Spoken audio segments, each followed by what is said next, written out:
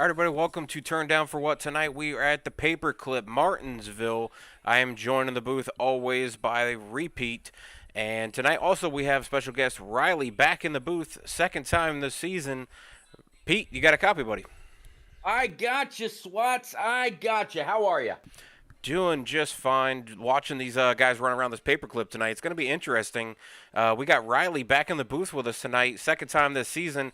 Glad to have the three of us back in the booth. Should be a very fun race to call with the three of us. A lot of action all over the place with these guys stretching it out. You can go first in one turn and last coming out the back side of that turn. So there can be a lot of carnage, a lot of bumping and pushing, and a lot of bump and runs going on.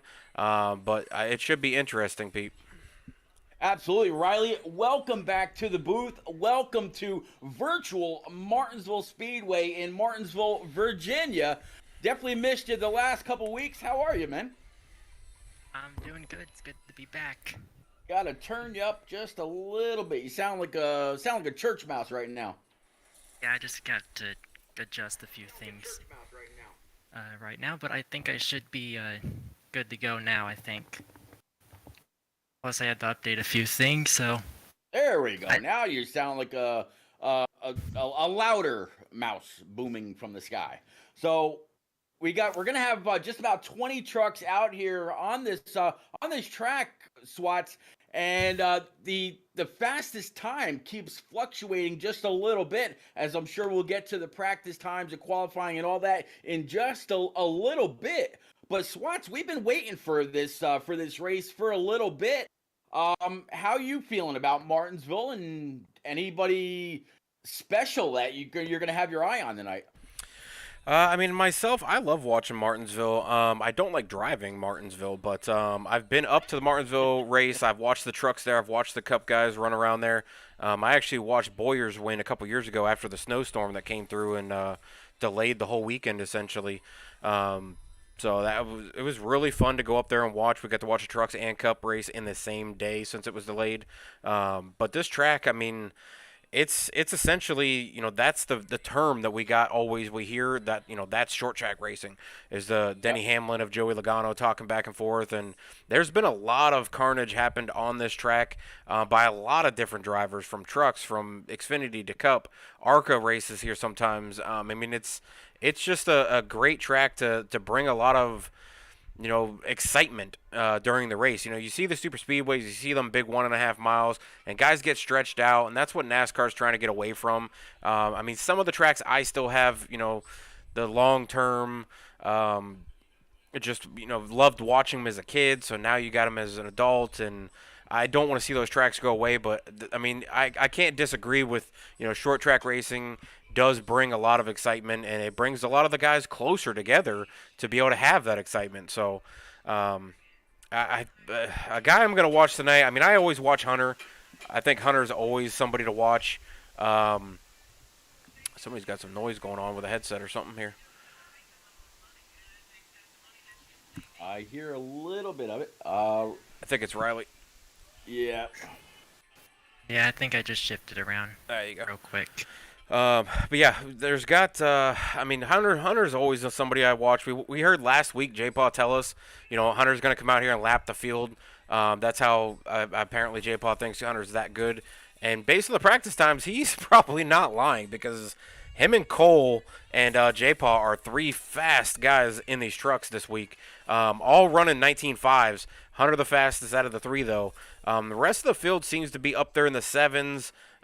Through the middle of the field, and then back to like 8 and 9s for the rest of the field. So, that's blazing times. At 19.558 is what Hunter's running right now, and I think we're going to probably see that time maybe shrink once they get going and it's full pack racing and they're really pushing each other. But a practice time, he just bumped it even lower. It's now in 19.507, so he's trying to get to the 4s, and I think Hunter will probably get there at some point tonight. I don't think we'll not see that. So, but yeah, looking at the standings though, P, it's a little closer than I thought it would be after 5 races. I bring up the standings here. Hunter Peach sitting first with 154 points, 1 win, average start of 4th, average finish of 4th. Josh Arnold sitting second with 146, still not in the win column, but average finish is 6th. That's really good comparison with Hunter. Zach Meredith sitting there in 3rd with 1 win, with an average finish of 8th. 138 points though. So back to 4th, it's 130 points. That's Nate Lehman with average finishes of 9th. And then you got Cole Snyder, the winner at Daytona, the first race of the season, at 118 points. Millsap sitting 6th. Byron Jones, your driver, sitting 7th at 106 points. Only, 48 points back from Hunter Peach, the leader. And then Jose Ruiz in that 23 truck that we love to watch him go around here, sitting 9th with 103. And Corey Blevins sitting back in 10th with his 1 win, sitting in 99 points. But Blevins has not been out on track. Never mind, he's back on track now. He was supposed to be late tonight, so good to see that he made it. So that's all of the top 10 is here tonight. I thought we were going to be a little short on top 10 people showing up, but looks like everybody made the show. And what do we got? 19, 20 guys on track, so it should be very interesting tonight. Yeah, absolutely. 20 guys going to be out there on track, which means you could have a pretty decent swing in those top points, depending on what happens. And Martinsville, traditional place for the bump and run. Like you said, that's our track racing. The old Denny Hamlin mocking Joey Logano in a post-race interview after an on-track incident. So we'll have to see. But you're not kidding. Between Hunter Peach, Cole Snyder, and J-Pod, Josh Arnold, 19.507, 19.572, just 7/100ths off, and then a 5.82, very, very little time between Cole Snyder and Josh Arnold. Nate Lehman with those 6.06 rather than a 5.82. And then Corey Blevins, 6.66, and then 7.21, 7.22, 7.24. I mean, these guys are absolutely tight. Every single one of these drivers has been as heavy as they could be on that throttle pedal, trying to carry as much speed, get into the corner as quick as you can, and be able to hit a great exit as well. As it looks like practice has now come to an end. These guys are all going to head into qualifying. Swats, man, I tell you, I'm absolutely looking forward to this race, and I think there was a little bit of a change in the way the track setting was made. I believe the rubber on the track is staying put for qualifying in the race. Yeah, I think they laid down the rubber during practice, and they're leaving it on the track. Usually, most leagues will clear the rubber. But I like the idea of leaving the rubber. I mean, we see today, they go out and they put the slimy stuff down on the track to give it, an extra groove and stuff like that. And I think laying down the rubber really might, help some of these guys that that need to run that high line or that mid line. Because once that rubber builds in down on the bottom line, it's going to get slick down there, and guys are going to have to move up the track a little bit to carry that speed through the corners. And I mean, we could really see two wide racing in a lot of spots on this track. But before we get qualifying finished up here, I want to hear what both of you have for picks tonight. I'm going to go with Hunter because that's just an easy pick for me.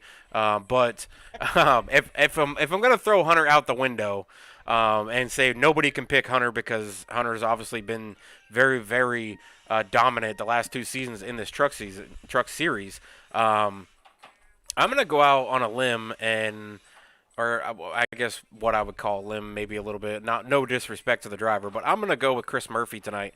I think he's one of my drivers. I picked him because he finished out in the top 10. He's really clean. Drives really smooth. You never really hear any issues from anybody who's been around Chris Murphy. You never hear him, door banging or getting into anybody or having issues on track or anything like that. So I'd like to see him get another win. He got one last season, so I'd like to see him get another win tonight. But Pete, who do you got? I tell you, I'm actually thinking about going with your brother, Shad Swatsworth. He's been very, very fast in that number 1 truck week in and week out. I've talked about a few other people that have no quit in them over the last few broadcasts, and that's your brother as well. He completely impressed me last Wednesday night when he ran the eSpark race. Had a little bit of a difficulty in within the first lap or two, but instead of throwing in the bag saying, you know what, I don't normally run here, I'm done. No, he ran out all the laps, and I was absolutely glad that he did that. So I'm going to take your brother, Shad Swatsworth, in the number 1. How about you? Who do you have? All right, I think what I'm gonna pick here is I'm gonna say Cole Snyder. I'm gonna pick him for this race. I just have the feeling with him being one of the fastest trucks right now, I just have a feeling he's gonna get it done. All right, there you go. Not a bad pick at all. What? He's already got the win this season. He won over an Xfinity season or series as well at the same track, Daytona. Yeah, not a bad pick at all. I know him and Chad had issues last week at Texas, so hopefully that doesn't boil over right now. Qualifying, it looks like, Hunter Peach laid down a lap. 19.543. 5/100ths faster than second place right now in qualifying, and that's Cole Snyder.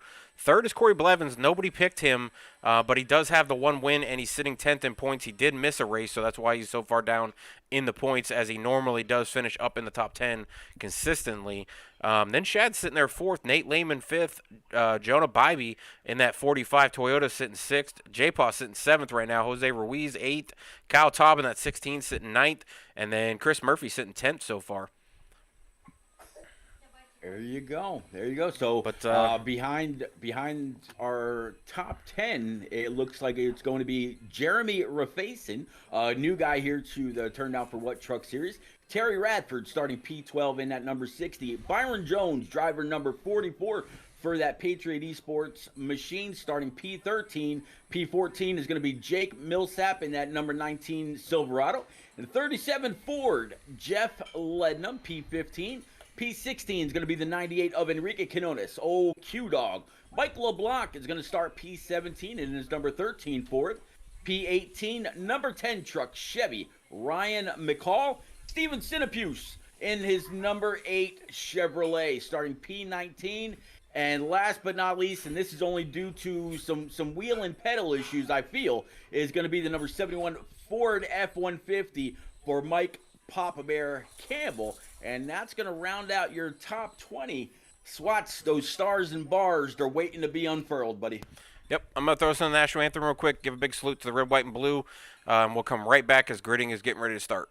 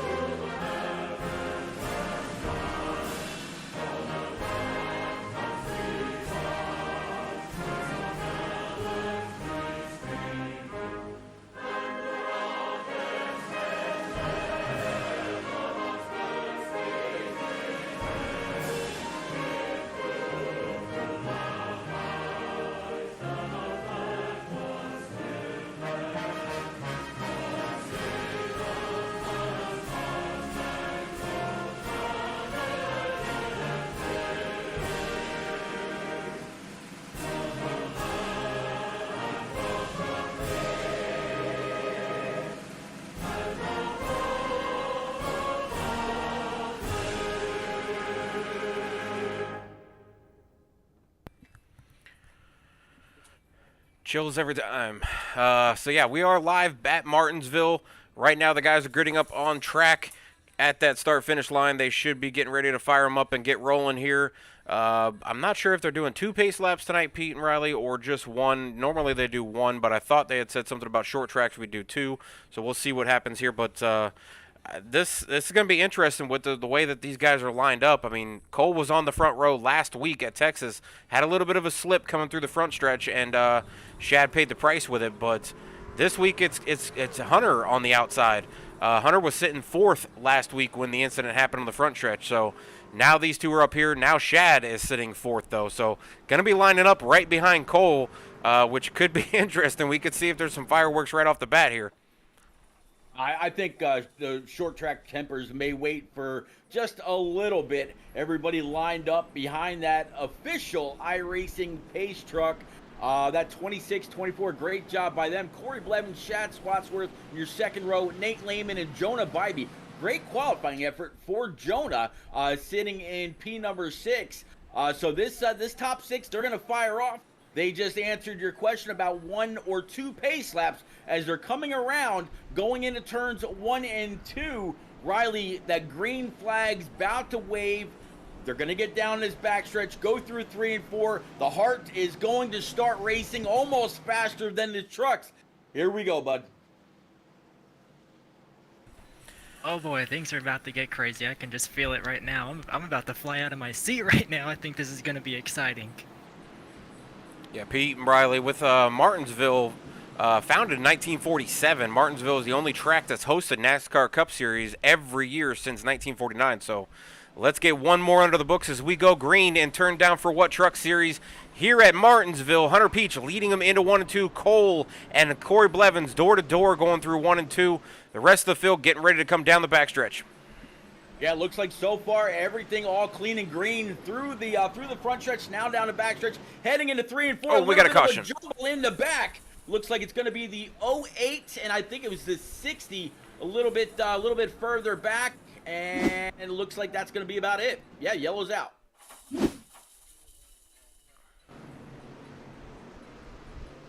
Here we see the 08 come off the corner.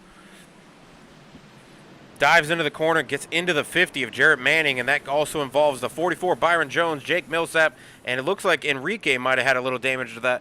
Mike Papa Bear Campbell also registered as a crash part, so several different drivers involved in this one. Enrique is a top 10 in points, so that could be a big thing for him to take it easy the rest of the race until he might have to use that fast repair. You know, these tracks here, these short tracks and stuff, you can run without fenders and be just fine, unlike the tracks where you need that full body to get that draft going.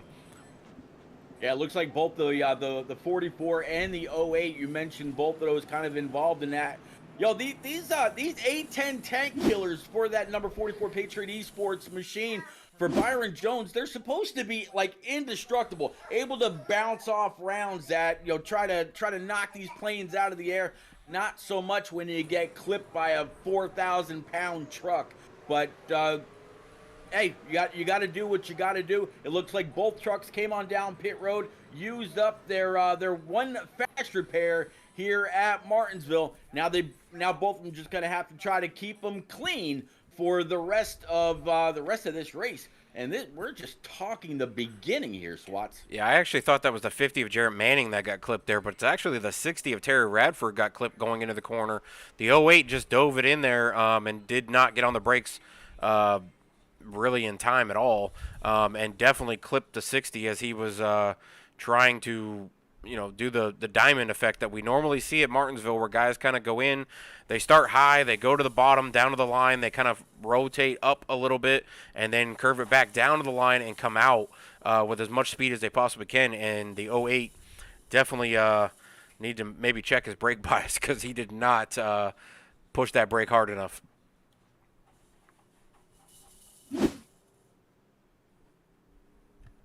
Yeah, absolutely. Just threw it into the corner, and 60 was there. He was on the brakes trying to get it woed up to make his way through the corner, and just unfortunate for Terry Radford. Yeah, the 08 is a new driver, so I don't know what his experience is or anything like that. I know he was added in late today as a new driver for the series, so I'm sure that probably doesn't make Terry too happy about being dumped within the first lap from a brand new driver in the series. But sometimes you just have to take your lumps. I've taken plenty of lumps in iRacing and definitely did not like it. So already back under caution here. Looks like I'm trying to get back through. This one's going to include Mike LeBlanc and Kyle Taub. To just name a couple. Yeah, let me try to grab that one. I'm seeing Chris Murphy having damage to start with, so I'm going to start up there with him. I just missed both those wrecks trying to watch the lead, and then all of a sudden I think I just kind of just barely saw that wreck, and it just got out of view, and I couldn't get back in time to look to see what happened. So something happened there with, it was up in front. I believe it was Griff and Shad. So let me go to Shad real quick. We'll go back up. See if we can find exactly where this happens.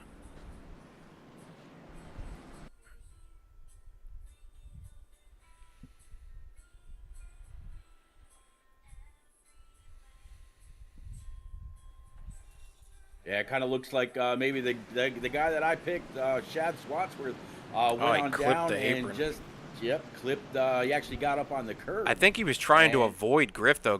They were three Yep. wide. Griff might not have Exactly known what it Shad was. was down there, and he came down just a little bit. And as he did, Shad clipped the rubber or the corner, and just bounced off the corner and landed right on Griff's left fender and just turned Griff around. So, yeah, three wide racing in I think he Martinsville is not a good idea. I think you just explained that perfectly. That's the exact same thing I just saw there. Looked like you really wanted to get around him, or well, also tried to avoid him, and just well, you clip that apron, pushes you up the racetrack. Yeah, I don't think he was intentionally trying to do anything. I think Shad reacted to Griff maybe coming down a little bit, realizing they were three wide, and I mean, there's no space, there's no time really to make a big reaction. So, Shad, it looked like Shad tried to put it up over the corner, and he did, but when he came back on track, it just shot him to the right and definitely clipped Nate there. Usually, Shad and Nate, I don't think I've ever heard the two of them ever have issues on track. Actually, Shad told me last week that, him, Nate, and Enrique, he loves racing with those two next to each other. He feels like those three, when they're side by side or three wide or anything like that, he feels really comfortable with those two next to him, just really, racing hard and not having to worry. So I'm sure Shad's apologizing. I don't know if Nate feels the same way. With it being short track racing, you never know. Short track tempers do come out, so we'll see if this comes back on later in the race. If Griff is able to give a little payback to Shad at some point or not, but we'll see what happens here. Well, we're back under green. 26 has been able to take the lead clearly from the 24. Corey Blevins now P number 3. Jonah Bybee up 2 spots to P4. Shad Swatsworth, even with that incident, only down 1 spot. Josh Arnold up 1 spot to sit in P number 6, and pretty strong top 10. Behind Arnold gonna be Canonis, then Murphy, McCall, and then Lednam in that 37. Yeah, with this track, it's only 2 hours from us, 3 hours. It is a half-mile track, or just over a half-mile track. It's called the Paperclip because that's the way it's shaped. It's the shortest track on NASCAR Cup Series, other than this year when they added in the Coliseum. But because of its small size, tight corners, unique shape, all of that kind of stuff, it definitely gives the most unique racing with guys having a bump and bang to make those corners. And it's a lot of close quarter racing, and it's the closest quarter racing you can do in the sport. But as we come off of turn 4, we are going to go green again. Hunter Peach, Cole Snyder on the outside.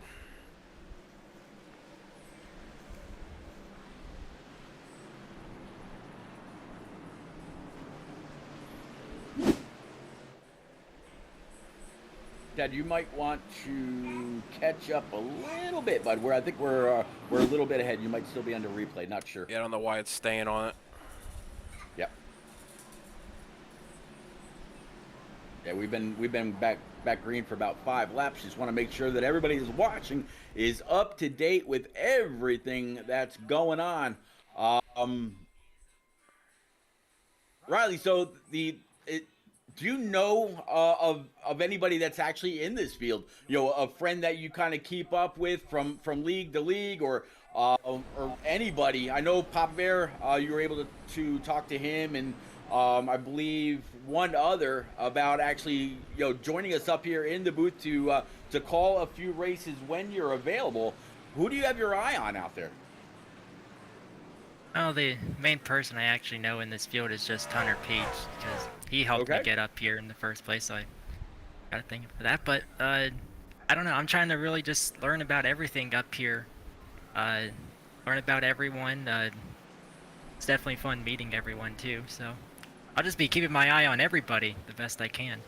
Well, there you go. I mean, every learning each name and kind of picking up on the way they drive and kind of keeping a little bit of a file in the back of that in the back of your head as to what these guys are all about, their wins, top fives, top tens, how they normally qualify. Do they race better than they qualify, or qualify better than they race? Are they, their qualifying times usually indicative about what kind of a race they're set to have? I mean, Swats and I, we've been around most of these guys for years and years, going back to console days.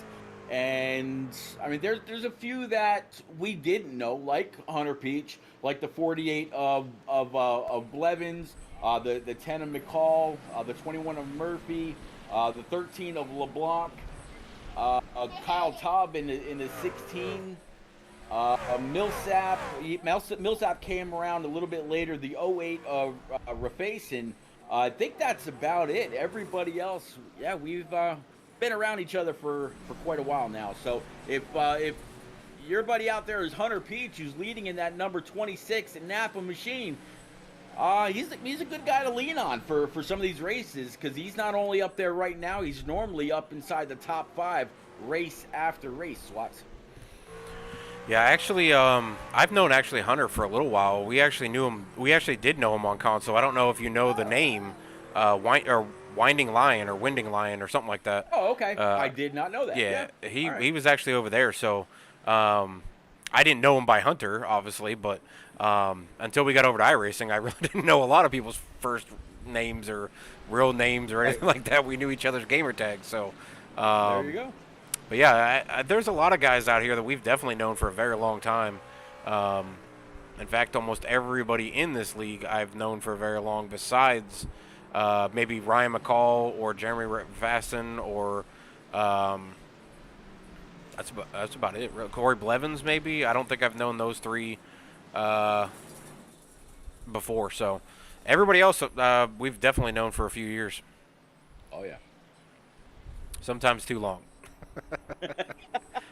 We definitely know each other's personalities and driving styles, and the whatever you call them, the mannerisms or whatever it is.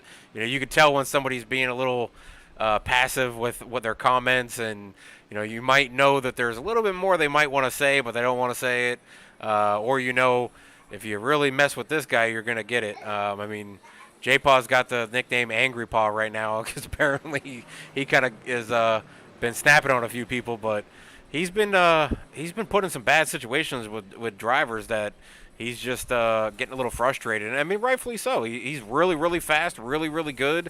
He leads a lot of different races. He's always in the top 10. Yellow's out. Oh man, another yellow.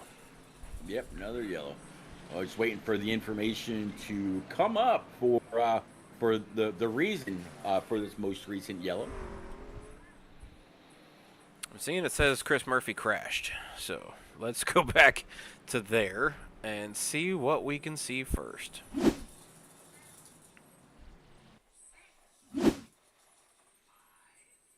So as we get to Chris Murphy, Murphy goes into the turn right behind the 10 of Ryan McCall. Mike Concho right behind him. Going into the next turn 1 and 2. Starts out high, gets a little bit loose, goes up into the wall, and that is the caution right there.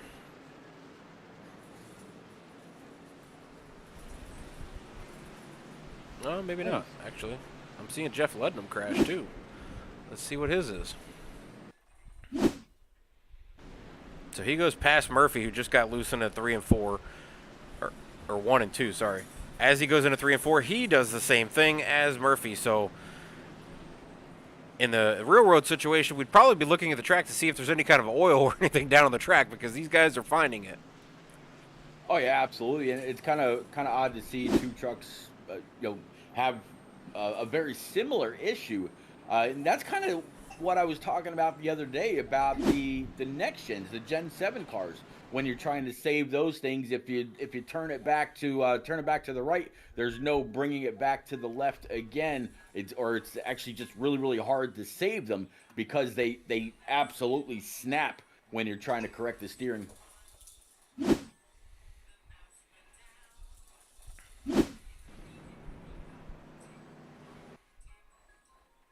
so a couple people have come on down pit road. The 26 of Hunter Peach, he brought his Napa machine to the attention of his pit crew, and that handed the lead over to Cole Snyder, with Corey Blevins sitting P2, Jonah Bybee P3, Josh Arnold P4, and Enrique Quinones, Q-Dog, P number 5. These guys are moving. We've got some big movers. Enrique, who was involved in that incident there with Nate Lehman and Chad, actually up 11 spots. Ryan McCall up 12. And then Mike LeBlanc up 10.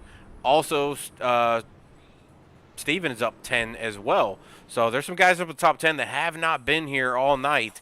But, I mean, Enrique, we know how good he is. He's very, very consistent, very clean. Everybody loves driving around Enrique. Ryan McCall, Mike LeBlanc. These guys, you know, Ryan's new. Mike LeBlanc, I've known him from the console side. He's usually pretty clean, too. Steven Brynock, he's pretty clean here. So we'll see what happens here. But the top 3 definitely is switched up a little bit here. Yeah, absolutely. So now these guys that have been behind the 26 and behind, you know, a few others, they're going to have to get used to where their braking points and throttle points are. They were very, very used to the 26 up there. They kind of had an idea where he was letting off, where he was maybe downshifting, where he was getting back in the throttle. Now the 26, he's all the way back in P at number 14. Whole new top 5 now. Yeah, we're going to go green again here as Cole Snyder's going to lead them to the line. And we are back under green at Martinsville. 35 laps down, 2 by 2 as they go through turns 1 and 2. Hopefully they can make it out clean. Yeah, Riley, 24 leading, 48 of Blevins right behind. But how about this 45 for Jonah Bybee? Up 3 spots. I was actually watching him make that paint scheme last week. Good to see it out here on track. Really fighting hard to the inside of Blevins with Josh Arnold right behind him. Riley? Just tried to get to the inside. Oh, he just hit his back bumper. Oh, The 48's going to slide up the racetrack. Big save by Blevins. It saved it. Wow, that's a save. That's an amazing save. I mean, he touched him to where he definitely went sideways.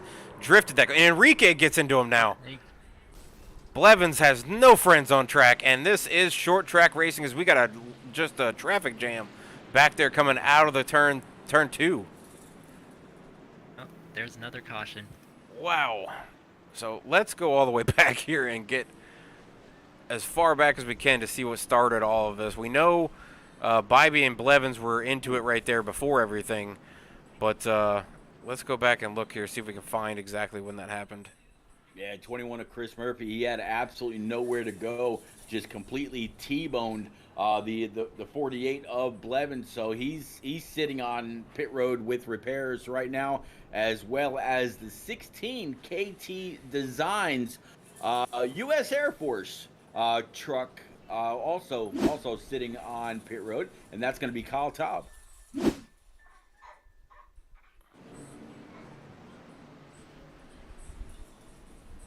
All right, so it was a little bit before this, so let's back it up and go to Blevins.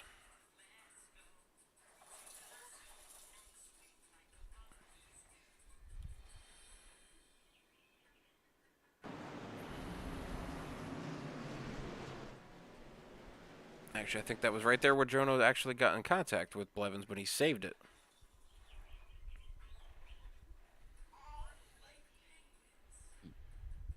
All right, so rewinding it, going into turn 3 and 4, you see Jonah come up behind Blevins, gives him a tap in that right rear, sends him sideways. Blevins able to save it. J-Paw getting underneath him, Enrique getting underneath him. Both of them dragging it, or drag racing down the front stretch. Going into the next corner, Enrique down on the bottom. Blevins coming up on the high side, gets touched by Enrique, and just goes around right there. And that causes a giant logjam. Chris Murphy, already involved in an incident tonight, driving into the wall. Now drives right into the 48, causes major damage on a few different trucks there as they all got just stuck as Blevins was sideways on track. Martinsville is very small, so one truck, backed up into the wall there, blocking half the track is very hard for the rest of the field to try to dodge and go around, especially coming right there out of the corner too. I'd actually be curious to see if there was maybe a little bit of net code between the 48 and the other truck that actually took the or put the 48 around. If you go back to the rear spoiler or left rear and see if they actually touched or if it was just all air.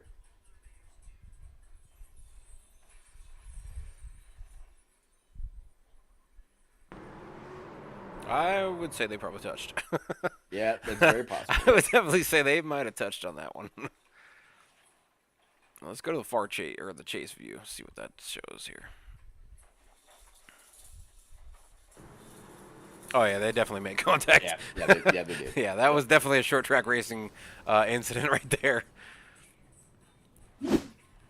All right, so Riley, we're gonna start back off with Josh Arnold to the outside of Cole Snyder, a couple of Cold Dog Racing teammates with Q Dog, the owner of Cold Dog Racing, starting at P3. Ryan McCall and then Jonah Bybee able to save it and keep on moving on in P number 5. Steven Sinapuse, Jeff Lednam, Terry Radford, Corey Blevins, and Byron Jones gonna round out your top 10. Coming off the corner. What we got here? Cole, they're going to go green here in the front stretch of Martinsville. It's very loud on that front stretch if you've ever been to this race. Those exhaust pipes hitting that wall and just bellowing off of it. It's very, very loud on that front stretch. But Cole Snyder gets a great jump through 1 and 2, gets the lead out in front of his teammate Josh Arnold, now in second. These two with also Enrique Quiones in third. That is a third CDR member sitting there. So that's 3 teammates, first, second, and third. These guys, Pete, have been winning a lot of races and turned down for what?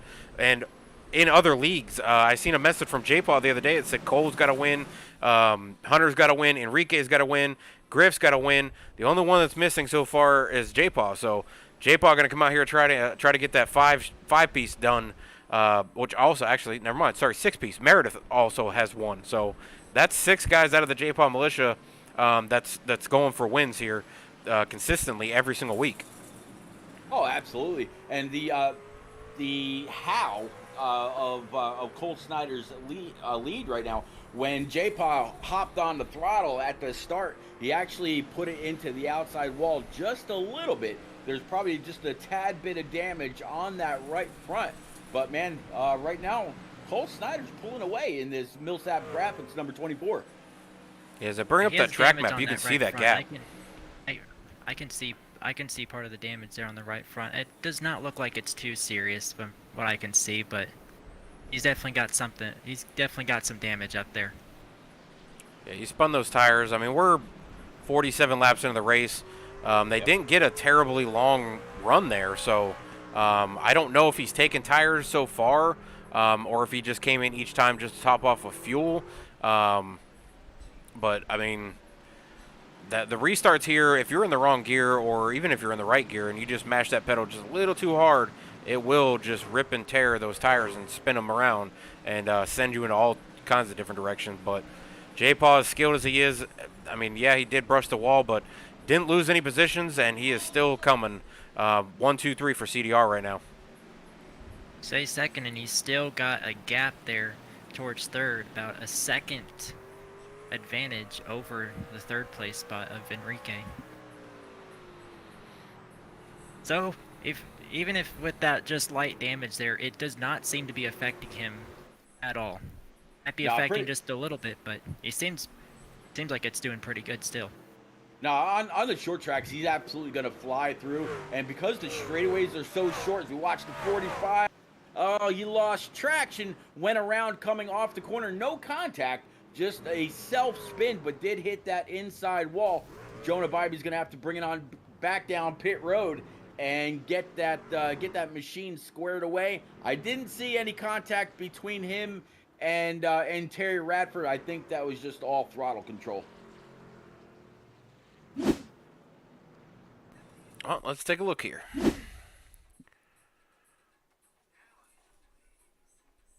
Yep. All right, so as we get to Jonah, if I can find him here. Going into turn 3 and 4. I don't see any contact there. Yeah, out of turn 3 and 4 and just, yeah. Whipped it into the wall there. Doesn't look like he got a ton of damage on the front end, though. That Nope. Toyota Tundra is pretty tough. He might have got some damage when he backed into the wall, though. Not so tough in the back. It's funny watching him do that. I actually watched the Dukes of Hazzard movie earlier, where they're racing backwards, against the cop cars in downtown Atlanta, and then hits the brakes, throws it in gear, whips it around, and they keep going. That what Jonah Bybee just kind of did right there. Kind of reminded me of that, just at a much slower pace. Yeah. 20-mile-an-hour is a little different. Yeah, a little bit. And it's not a Dodge Charger. I tell you. Oh, Jonah Bybee just came down pit road and got 4 tires and looks like a little bit of repair on the damage he got. Yeah, we got a bunch of people out in the chat. I see Mike Ramsett out there saying good luck to the drivers. NR Lee. Lee, why are you not in the race? What are you doing? He's out here in chat saying, what's up, Swats and Pete? Bod Fusion out there from the beginning when he said he qualified P6. Jonah, I'm not thinking you're going to be happy with the rest of this race so far, but hopefully the second half of the broadcast gets a little better for you. Duct Tape fan out there rooting for Millsap as always. First-time chat, Tar Heel. Appreciate you out here viewing and throwing in a chat. He said finally some good commentating content. Appreciate that. Pete's the good content. The rest of us are just trying to catch up to Pete. First time chat, Dogman. That's actually the admin and owner of the HTL series that I'll be broadcasting tomorrow night. So appreciate him coming out. Blake, appreciate you coming out into the chat. Tar Heel out there saying some quality gourmet broadcasting. Really appreciate it. Dogman says also Gen 7 cars, you say. I wonder if this channel is broadcasting the Gen 7 cars. Well, I am, man. You know it, Blake. I'll be out here tomorrow night for the HTL iRacing Series kickoff at Daytona. There are some familiar faces in that league. Matt Boone, who drives in this league here and Turned Down for What, and Corey Kobe, who's driven in this league several times, is both going to be over there. So really excited to see what those two do. I'm really excited to see what this whole 23 race season is going to look like for HTL.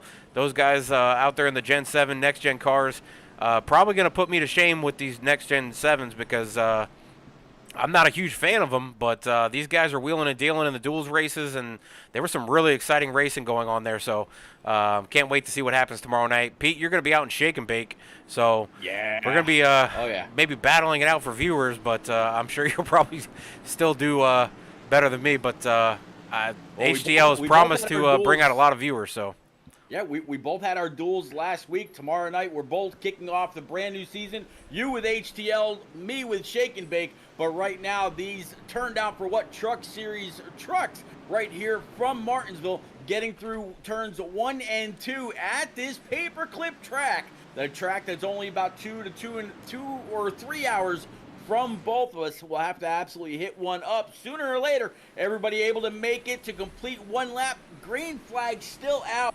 Swatch 24 is back in control, and the last time he had all this clean air on his hood, he was able to leave the 22, the 98, the 10, and company. Good battle back there right now for P number 5, though. Yeah, I was gonna say I'd keep an eye out for Corey Blevins. He's coming. He's just left them again. He's pulled away from the pack, and he's opening that lead up quickly too. That lead grows quick with Cole Snyder out in front. Yeah, Cole's kind of just checking out. Him and Hunter both fastest in practice, both 1 and 2 sitting on the front row. Hunter's had a little bit of trouble. He's fallen back a little bit. He's sitting there following Corey Blevins, who got into that early accident as we saw him spin off the wall and then got tattooed by the Chris Murphy in the 21. But he's able to work his way back up through. He's actually up into the top 6, working on the back bumper of Terry Radford, looking low now as he goes into turn 1 and 2. Holding off, does not want to get into Terry Radford. Hunter Peach following on the outside behind Terry Radford. As we go back up to the front, we're going to see, I'm going to try to get the back view from Cole Snyder to see the distance he's already putting on the front pack. Yeah, good second to second and a half. Back to Josh Arnold and Q-Dog, not too far behind him. I'd say about a truck length, and another truck length back to the 10 of Ryan McCall. But like you said, Corey Blevins in that 48 Blevins designed machine. He is picking them off. He's he's trying to get back up here, and he's got the 26 of Hunter Peach hot on his tail. As Dogman just pointed out in the chat, he just said, I wonder how much to- clean air actually has to do with this. If we can get 30 laps going, we'll see how fast Cole is. Riley and P, tires usually become an issue late on in the run. We're not seeing too much fall off right now. We're only about a half-second fall off. We've only been under green really for about 15 laps or so. So we should see some pretty big fall off towards the end of this run. They should be able to run, I think, 45 laps, Pete, I think, on this fuel tank. I think they're running 70%, so 45 laps, 50 laps should be a good run. I think I can tell you right now just whose tires are going to fall off quicker, because the 13 and the 8, Michael and Steven, they just made contact with each other a couple of laps ago. They were 3 wide for a moment, and I think they both got into the outside wall for a little bit. That's going to really wear down the right side of their trucks. Yeah, these guys are flying, knocking off laps. We're 66 laps into 200 already. These laps are ticking off really fast. These guys are running 20-second laps right now. The best so far is Cole Snyder running a 19.756. That is not the qualifying times, though. So Hunter and Cole both run in the 5s for qualifying. So we'll see here what happens, but these guys are running pretty close to times. Corey Blevins now taking the fastest lap, that last lap, at a 20.145, which is 1/10 faster than our leader, Cole Snyder.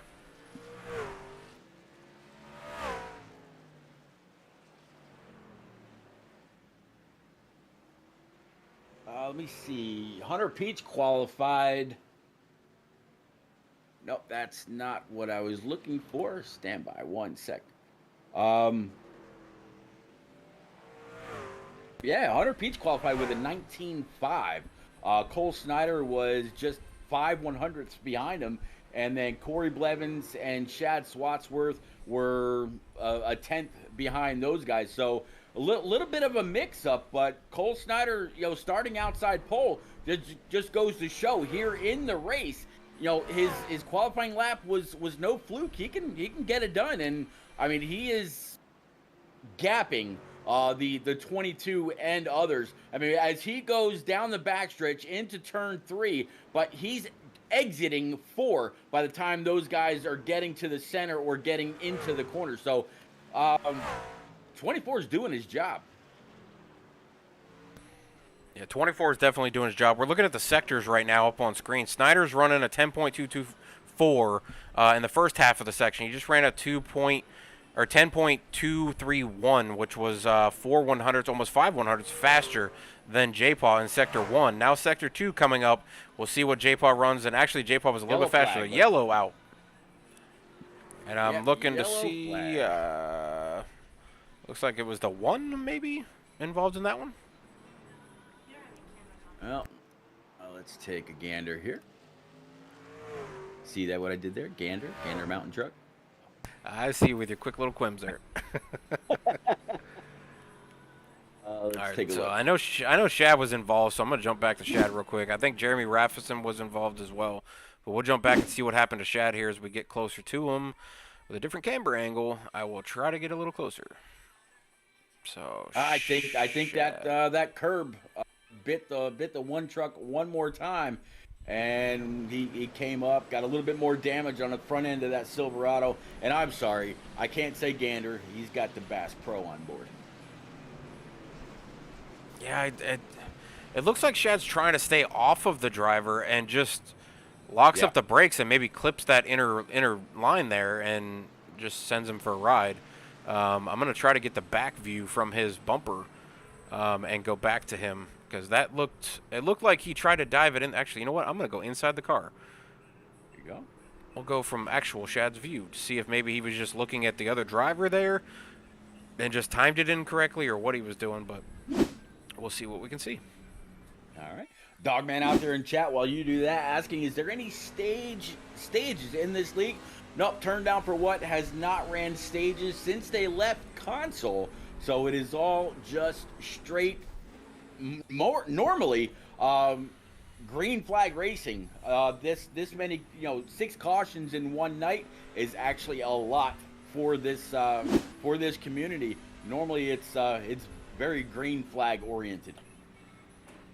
And as I took a look there, it looked like Shad did try to go in there a little hot, and maybe thought he was going to be able to get underneath the '08 and just braked it a little too hard, braked it a little too late, and slid and tried to stay off of the other truck in front of him with turning the wheel. He had the wheel completely turned to the left, and when he did, it just clipped that big old rumble strip and sent him to the outside there. So trying to stay off of guys, maybe just thought he just had enough room, but that's twice tonight he's tried to slide it in there, and either guys are just not giving enough room or guys are running that middle line between 1 and 2 lane to where he's not able to get underneath guys or not able to go around guys. So maybe he's trying to squeeze it in there to try to fit and doesn't want to really cause any damage and lets off and turns. And unfortunately, the corners here have that big red and white striped curb on it, and it will definitely send you flying if you clip it, as he's found out now twice. Yeah.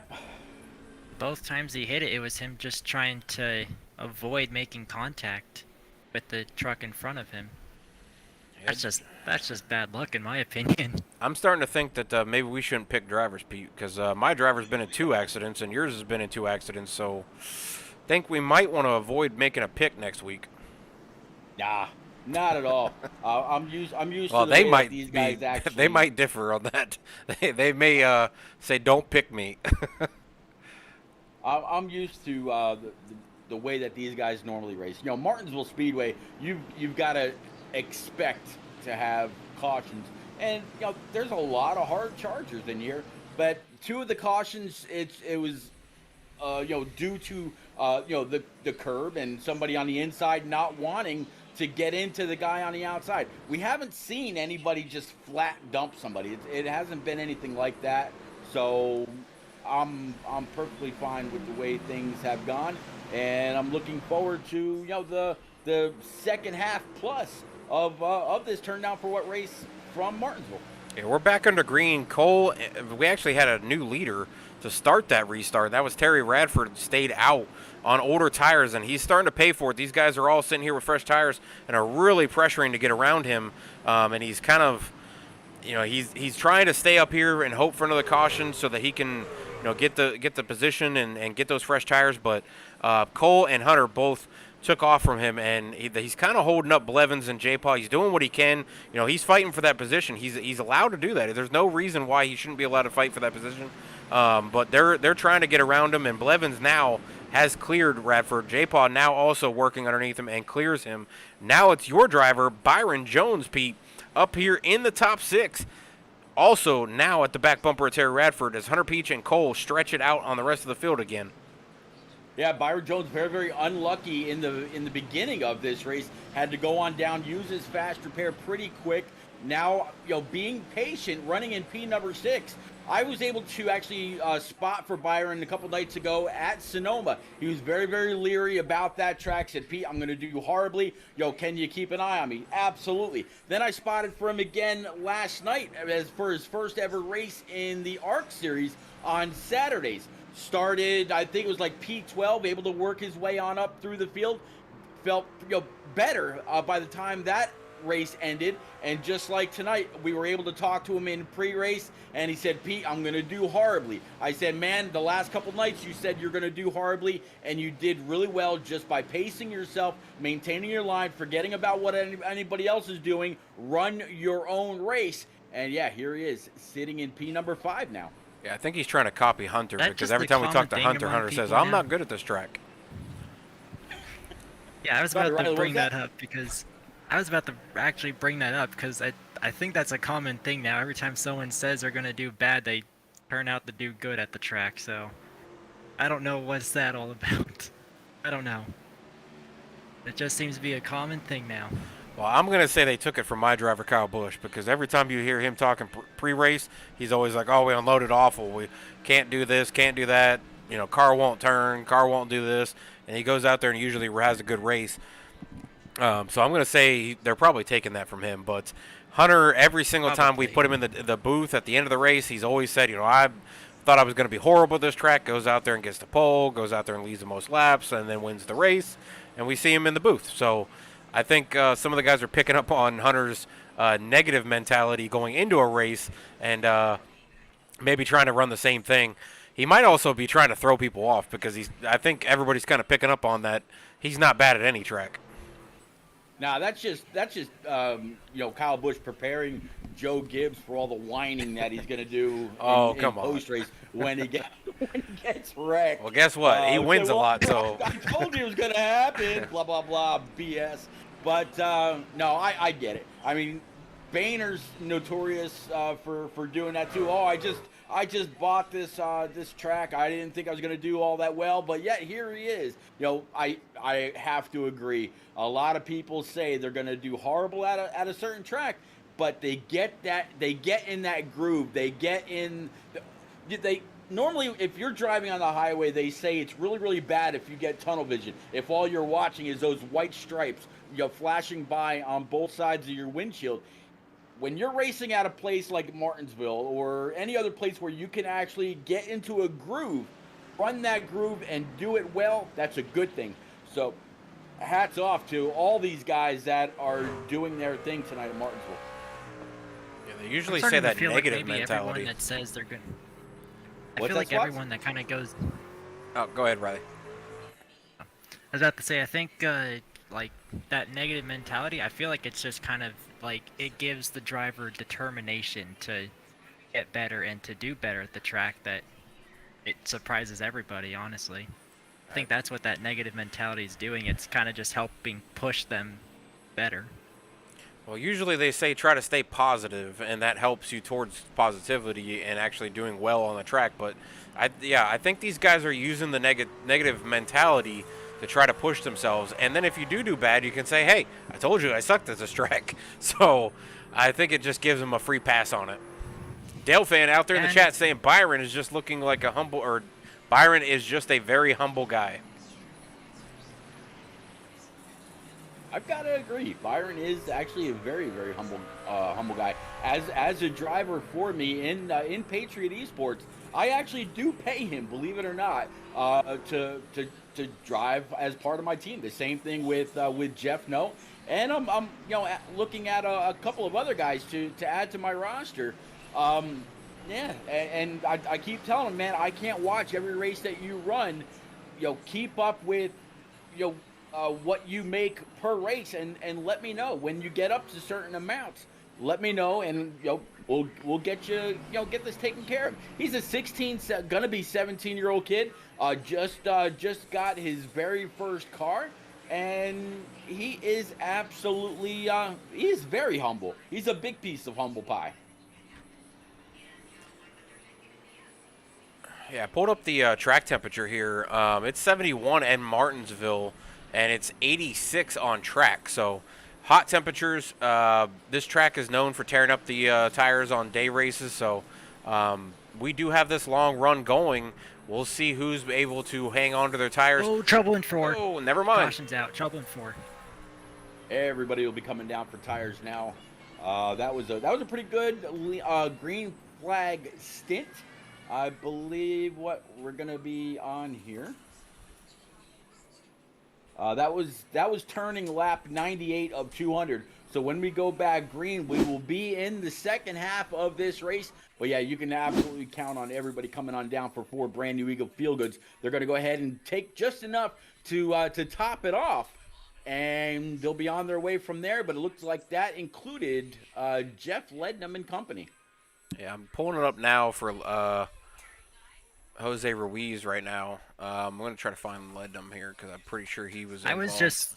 I was just looking through the field, and it just caught right out of the corner of my eye that Jeff really got loose in the corner, and I think that's how he went around. I didn't look at that whole lap, but I looked like he just got loose in the corner and spun it. Yeah, no contact, 3 and 4 again. I'd have to think there might have been a little bit of wheel hop included in that. Yeah, looking at it, it's the same corner he got loose on earlier. It's the opposite corner that Christopher Murphy got loose on. But 3 and 4 is not doing Honcho any favors tonight. He's not really enjoying that part of the track. So not sure what's going on with 3 and 4 with him. I don't know if he's just getting into the gas a little bit too hard. We did have a long run there, so tires could have been in effect. 26 laps as what we just ran. So Wow. that's a pretty good They run for stayed tires. out. They stayed out. Interesting.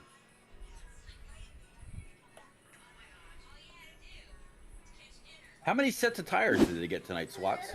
4?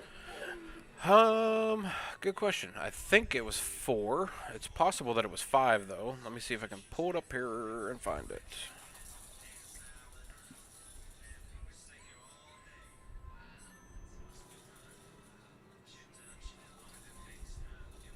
Five sets of tires. So that might have been 4 extras on the one set that they started with. So, All right. what is that? 2 or 3 stops for them with tires. So they should have 1 or 2 left, which we're halfway. Yeah, yeah. We'll go back green, I believe, to start lap 103, if I'm not mistaken. So yeah, second half about to kick off. Cole Snyder led that entire green flag stint right there. Corey Blevins able to work his way up to P number 2, so not bad for him. And then of course Hunter Peach in that number 26 Napa machine, who is no stranger to the front, up to P3. Josh Arnold up 3 spots, sitting in P4 right now. Byron Jones up 8 spots in his number 44.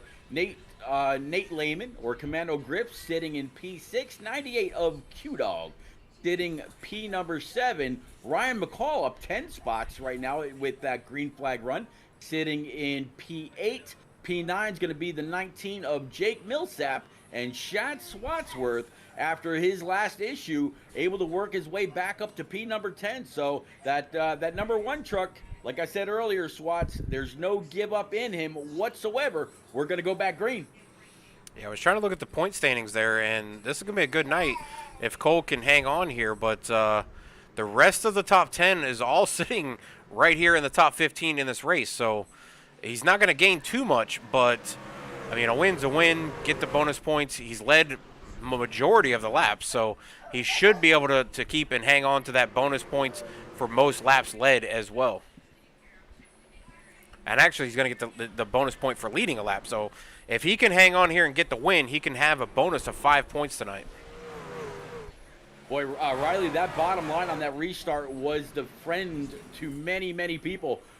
The top 6 now are all single file. Back behind them is going to be Enrique Quinones and the number 10 of Kyle Taub. Nope, it was Ryan. Ryan McCall side by side as they now go single file. Well, now they're side by side back behind them, and maybe a little, yeah, still side by side, about 2 rows. I thought they looked 3 wide for just a second, or I was thinking it was going to happen, but it looks like now they're kind of running side by side behind that top 8 for a couple of spots back behind, inside about 11th, 12th, 13th. It looks like they're all just in a pretty tight pack right there, just trying to find a way around each one other. in the wall and on the back stretch, Swats. So far, it looks like we're going to stay green, though. They didn't collect anybody. Trying to catch it all. There's so much action going on. So many guys side by side making moves. I was watching that group that Riley was talking about. Chad still hung out on the outside, trying to make it work on the outside. Millsap getting a little loose there. Now Radford going underneath him. Chad clears that group, so now he can tag along with the front 4 in front of him. Jose Ruiz is one of them, McCall and Taub, to try to catch back up to this front 6. You know, it's actually really, really cool watching these trucks as the 60 and 19. Not quite sure if they made contact or not. The 19 definitely looks like he ended up going up high. Not sure if they were door to door and that happened or not, but yeah, we're gonna stay green. We're gonna start a lap 109 as the leaders came across, and that number 1 truck for Shad Swatsworth now looking inside that Ironman number 10, going into turn 3, and he went ahead and opened up the door for that 60. So looks like Terry Radford might be able to follow him in. Swats, it's actually really, really cool to watch the front end. Oh, the 10 got spun by the 60. They were able to caution hold it, out but again. Caution's out. Yep.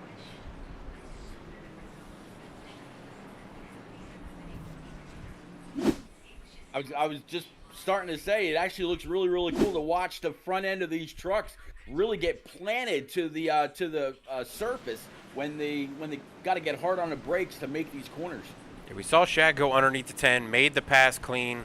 Terry tries to go underneath and follow, and Ryan tried to close the door off, and Terry's there.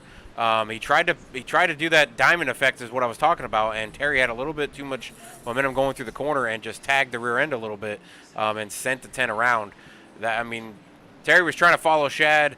Ryan was trying to stop the bleeding and trying to stop getting past.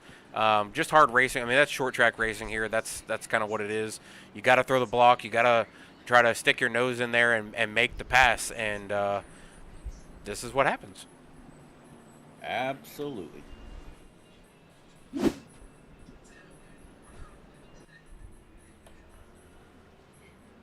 So this time, Riley, most of the leaders did come on down pit road to grab another set of 4 Eagle Feel Goods and come on back out. Looks like Jose Ruiz, Terry Radford were the only 2 trucks to stay out. So Jose in that number 23, the guy that is very, very consistent week in and week out, no matter which series he's in. Normally we'll see him in that DuPont 23. This week he's in the K&N 23 with that 60 right behind him. But Cole Snyder, Corey Blevins, Josh Arnold, Nate Lehman, Byron Jones, Kyle Taub, Enrique Quinones, and Shad Swatsworth all came down, all going to have fresh rubber. They will be on the move, no doubt in my mind. Yeah, Terry stayed out there. That's twice we've seen him stay out on older tires. So I don't know if maybe he just used up a few sets of tires early on and just wants to conserve the tire usage from now on.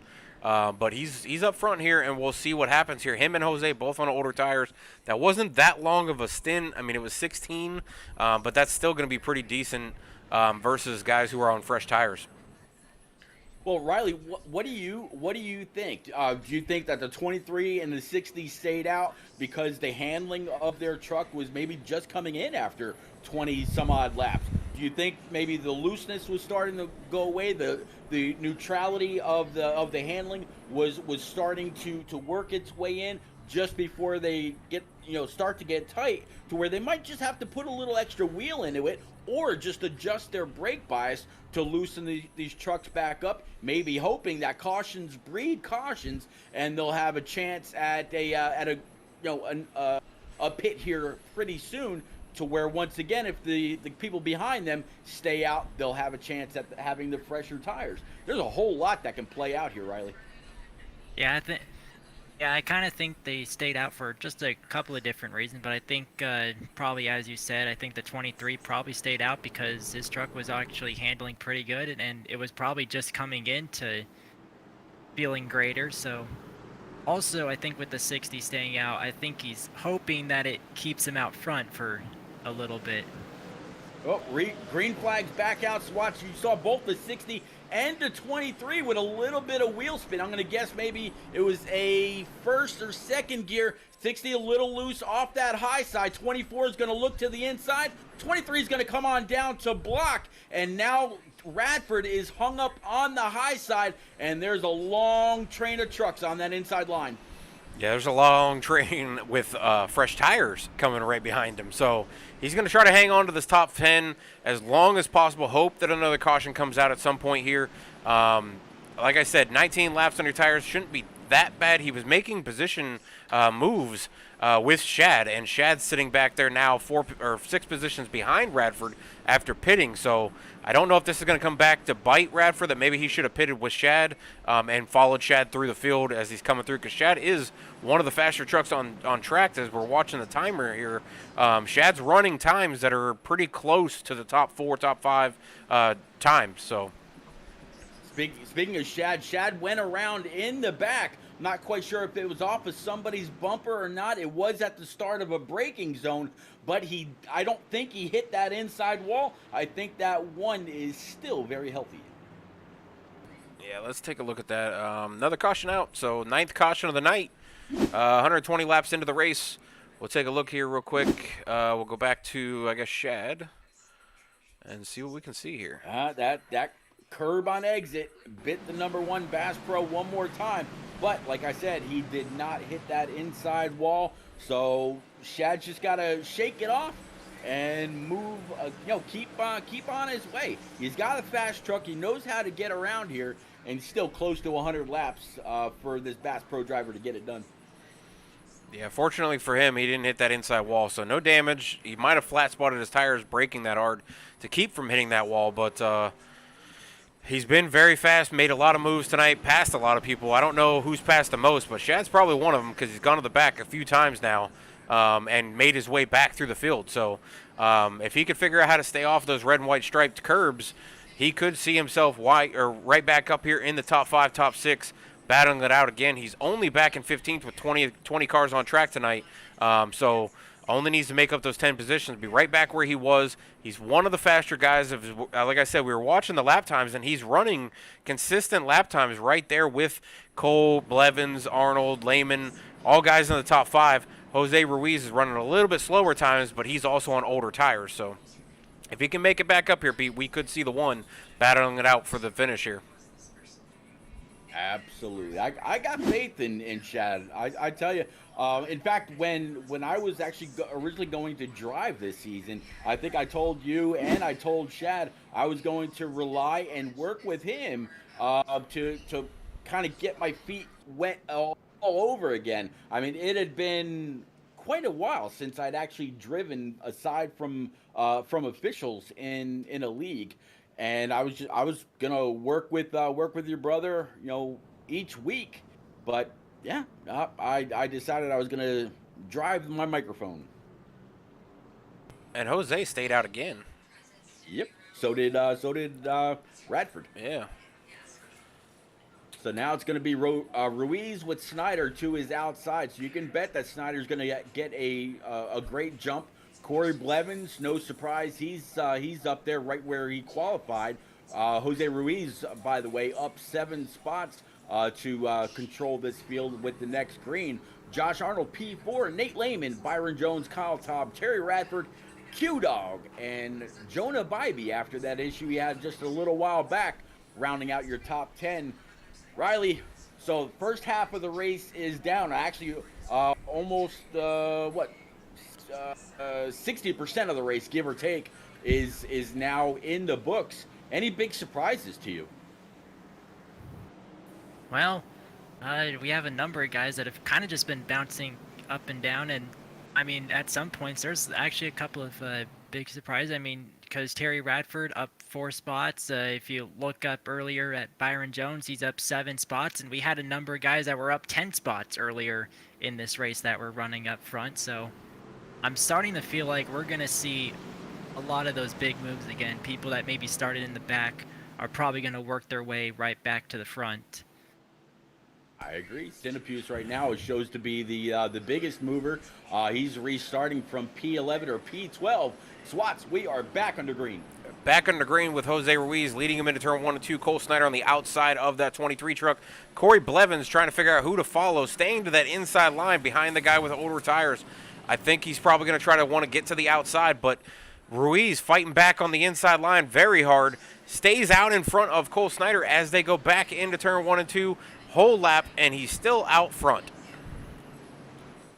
Yeah, Jose Ruiz able to hold off that 24. Oh, Radford going around in the back. That's going to bring out the 10th caution of the night. I think Bradford was helped there. So let me jump back here. I'm pretty sure he got a push from somebody. Yeah, 98 really, it looked like the 98 really tried to stay off the left rear of the 60, and I mean, he gave him the slightest of taps. I mean, it couldn't have been any more accidental. And the one truck got if the involved. 98 tried. Yeah, it couldn't have been any more accidental. Q-Dog doesn't race that way. It was just racing incident. 98 just came up just a tad too high. Yeah, Jonah Bybee in that also. Shad also receiving damage from that when Terry spun off the wall. Not much either one of them could do with the way that Terry spun off the wall. It just clipped the 45 and then the 1. So both of those guys involved in earlier accidents or incidents, and unfortunately got some more damage now. Out there in chat, though, we got Bama Trama out there saying, let's go Radford. I don't know if that's... Is that Radford's wife, or is that... That's not Mama Balls. That is Mama Balls. Is it Mama Balls? Okay. I thought she had a different name, but... Bod Fusion saying commentator curse, so I think he's blaming you, Pete. Shad's out there saying I suck, so apparently he's not enjoying his Martinsville experience. We did enjoy the experience when Shad and I went to the race together.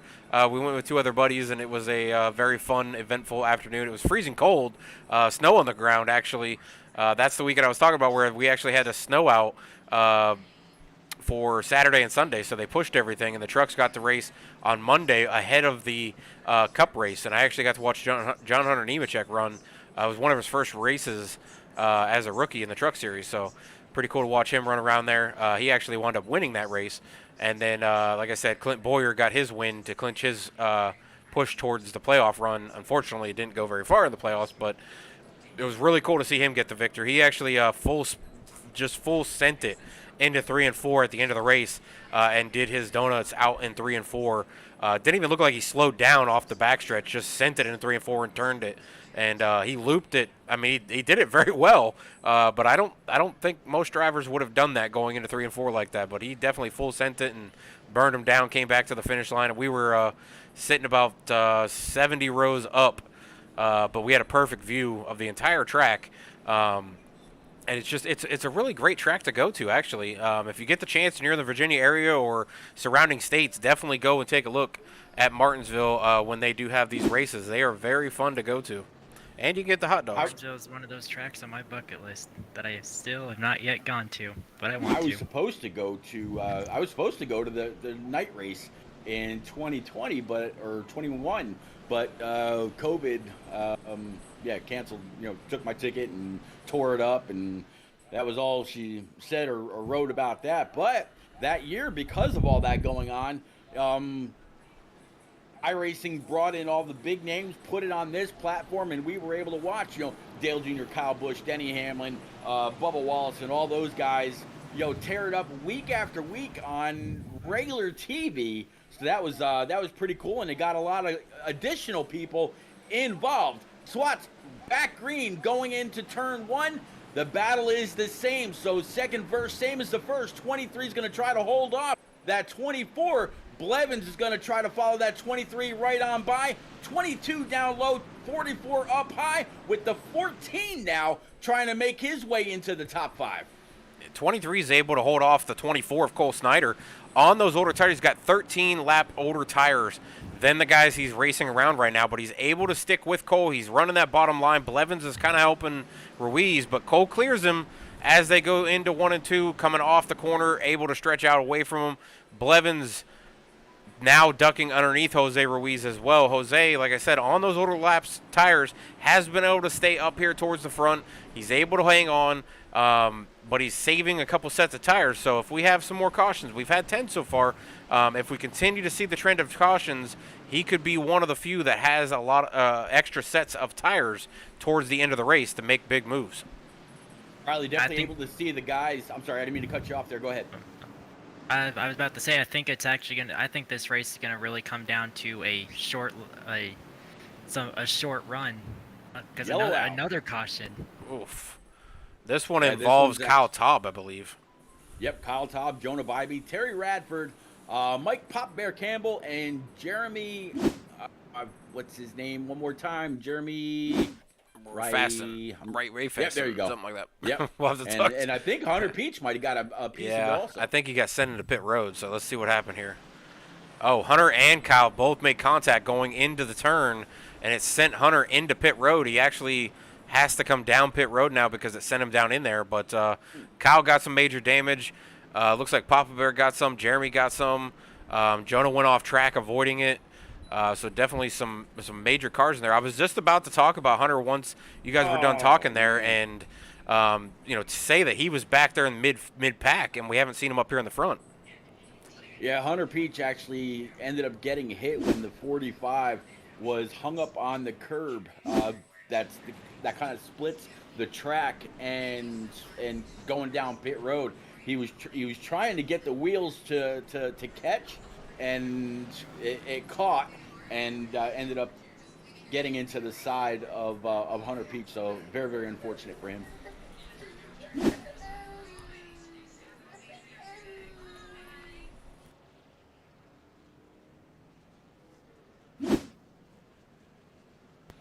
He started up front on the pole and kind of started. I saw him working his way back up towards the front and ended up getting shuffled back again. And now you just get that on top of it. It's gonna be hard to come back from that now. You know, Swats, normally when we're talking about Bristol or Martinsville or whatever, we're saying, man, it's going to be a caution fest or whatever. And most of the time, you know, the drivers end up going green flag. I don't know what the difference is in tonight's race. I'm not really seeing a whole lot of extremely aggressive driving. I don't know what was the track temperature. I know you said you were going to put it up a moment ago, but I didn't catch it. It was 86, so it's mid 80s. Okay. Not that hot for Virginia, but I mean it's a little warmer than the air temp. Air temp was 71, track temp was 86. So, but these guys driving around this track, I mean it. Like I said, we are on older tires. Those guys are on 28s. Jose Ruiz is on 41. So older tires, hot and slick. It's gonna cause some issues. So we'll see what happens. I think once a lot of guys have already used their fast repairs. A lot of guys have already used a few sets of tires. So they should calm down here.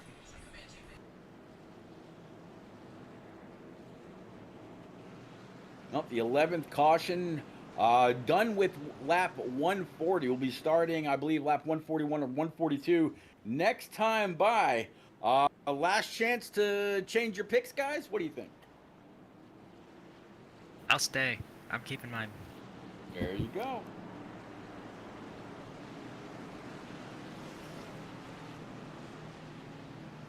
All right, Swats off of 4. This is gonna start lap 141. Here we go.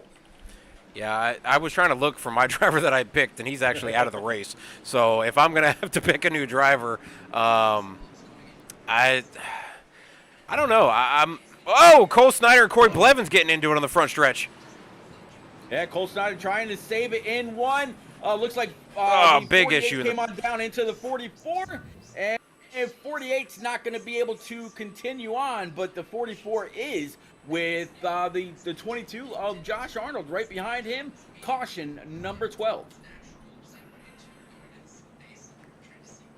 Pretty sure I picked Cole Snyder too, and all of a sudden things just went up in smoke. Well, not for him, but yeah, let's go back and take a look at this restart here. So you see him take off on the front stretch. They get into turn 1 and 2. Cole and Blevins, I mean, they're door to door. They're going through the turn here. As they come off, Cole tries to turn up a little bit. Blevins comes down a little bit, and they just meet in the middle, and Cole goes into the wall, tries to save it, gets loose, comes back across the track, sticks it right in the middle of the turn, and collects Blevins and a few others there. I believe that's Blevins' last free pass there, as he's already used his fast repair early on in the race. So that will probably put Blevins out of the race now.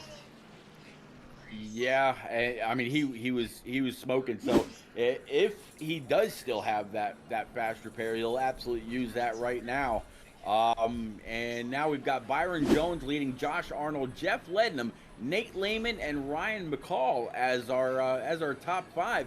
But I tell you what, Riley, a guy that's been lingering inside the top 10, then just slightly out of it and back in it again, is this number 14, Nate Lehman, doing very, very well.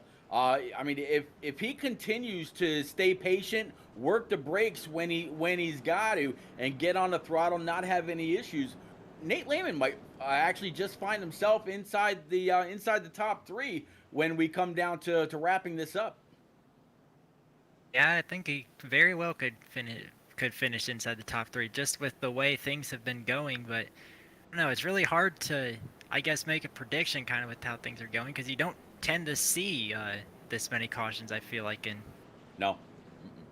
so yeah, so this is really gonna. I don't know. I feel like it's just hard to make a prediction. It's kind of unpredictable, and the guys you and when you make a prediction, well, they're either it could look good for a while, and then all of a sudden, things just get turned around, and people kind of get packed together, trying to avoid someone getting loose or spinning, and then all of a sudden, more and more trucks keep getting more and more damage.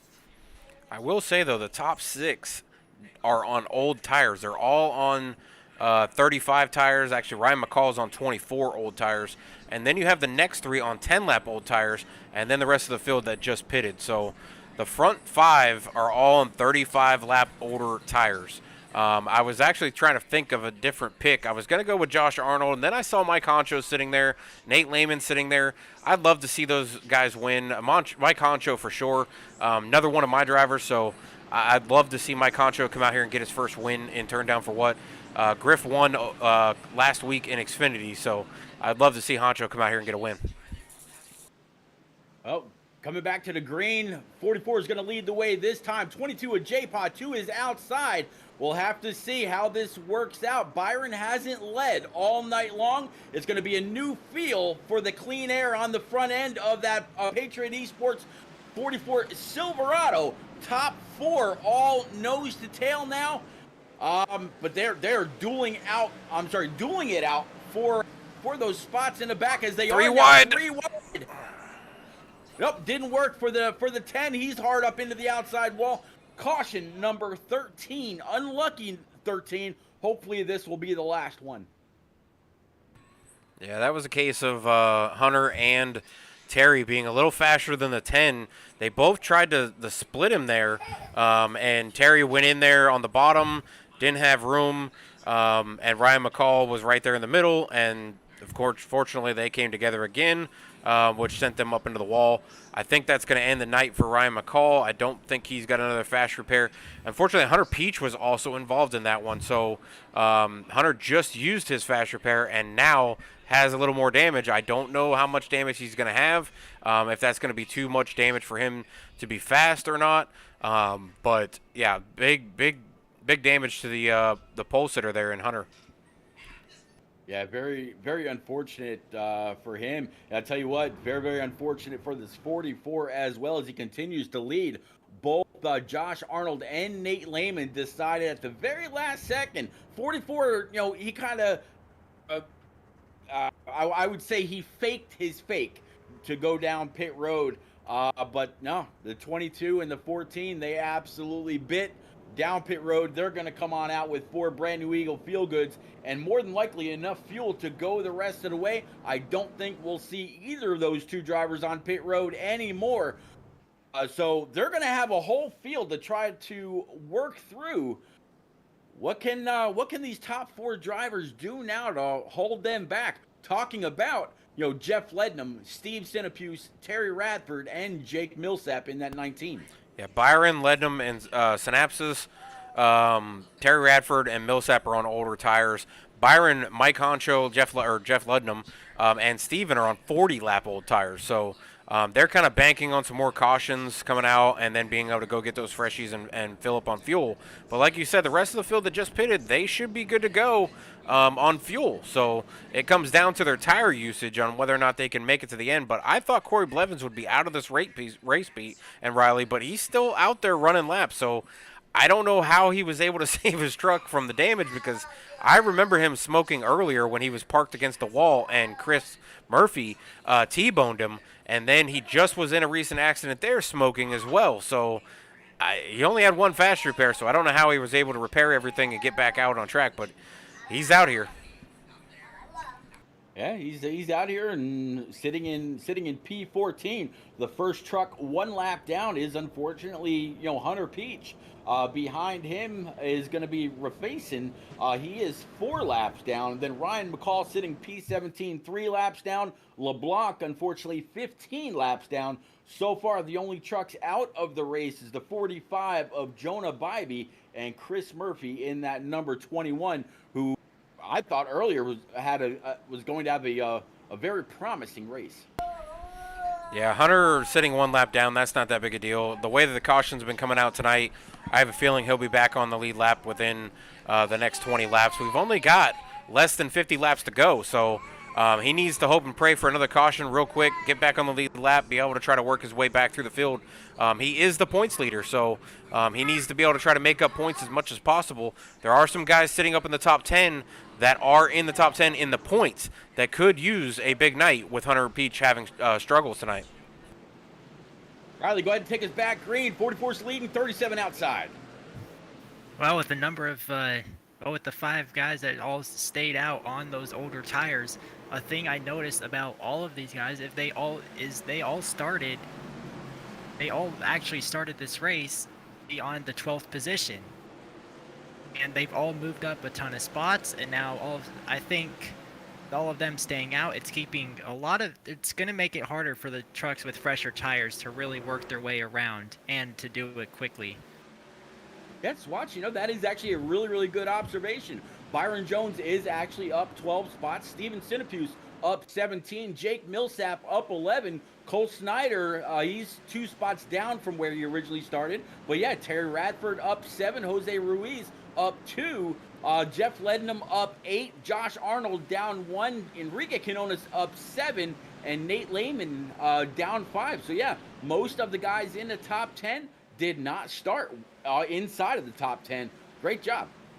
Yeah, Jose and Cole both are on a little bit fresher tires than these front 5 guys that are in the top 6 here. So they're trying to make their way back through. Jose led some laps. Cole was the leader earlier on until him and Blevins got into it. So Jose and Cole both are trying to catch up and work with the front guys and get by them. Cole, we saw really, really fast all night. We thought Peach, J-Paw, those guys would be right there with Cole. And right now, Cole is out in front of both of those drivers. J-Paw sitting 8th, and Hunter Peach, unfortunately, sitting 15th, 1 lap down still, but still running pretty decent laps. Yeah, J-Paw and Nate Lehman, they both came down pit road. The caution before lap, when Byron kind of, I mentioned he kind of faked his fake, I guess you could say. And so they're going to be coming. There's not going to be any holding those guys back. And out there in chat, Burnt Rubber Media said fresh trucks. I think that's Radford. Terry Radford. Yeah. So he said fresh trucks. So he used his fast repair.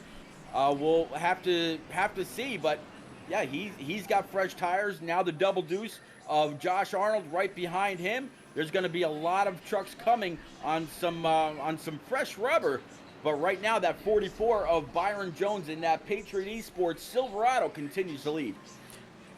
Dogman out there, Blake Henderson, my new owner for Mondays, out there picking the 24. He is coming. He's sitting right now behind the 8 truck of Steven Synapsis. He is blinking a little bit, though, I'm seeing for Steven. So Cole's trying to get around Steven, but that is allowing Byron to get separation and get away from these guys. He's almost up to a 2-second lead, down to about a 2nd lead in some of these corners.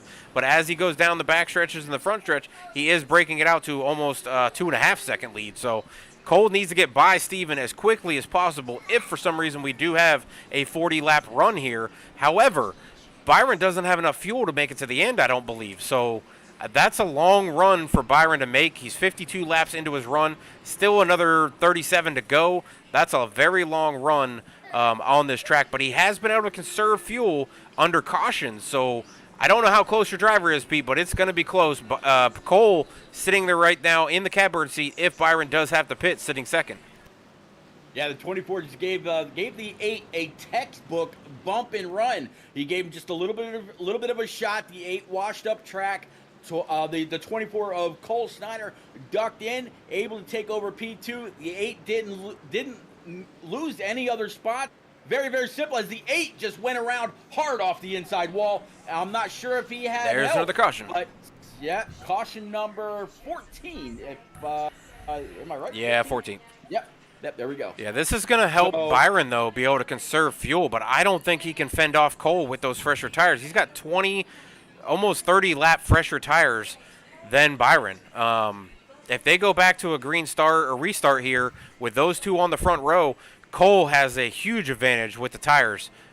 Byron just faked out again, and I don't know if last week, Pete, when you and I were talking and Byron got duped into going down pit road, if that's in his head or not, but he just tried to fake Cole, and unfortunately Cole pulled out first, which then brought Byron back up onto the track.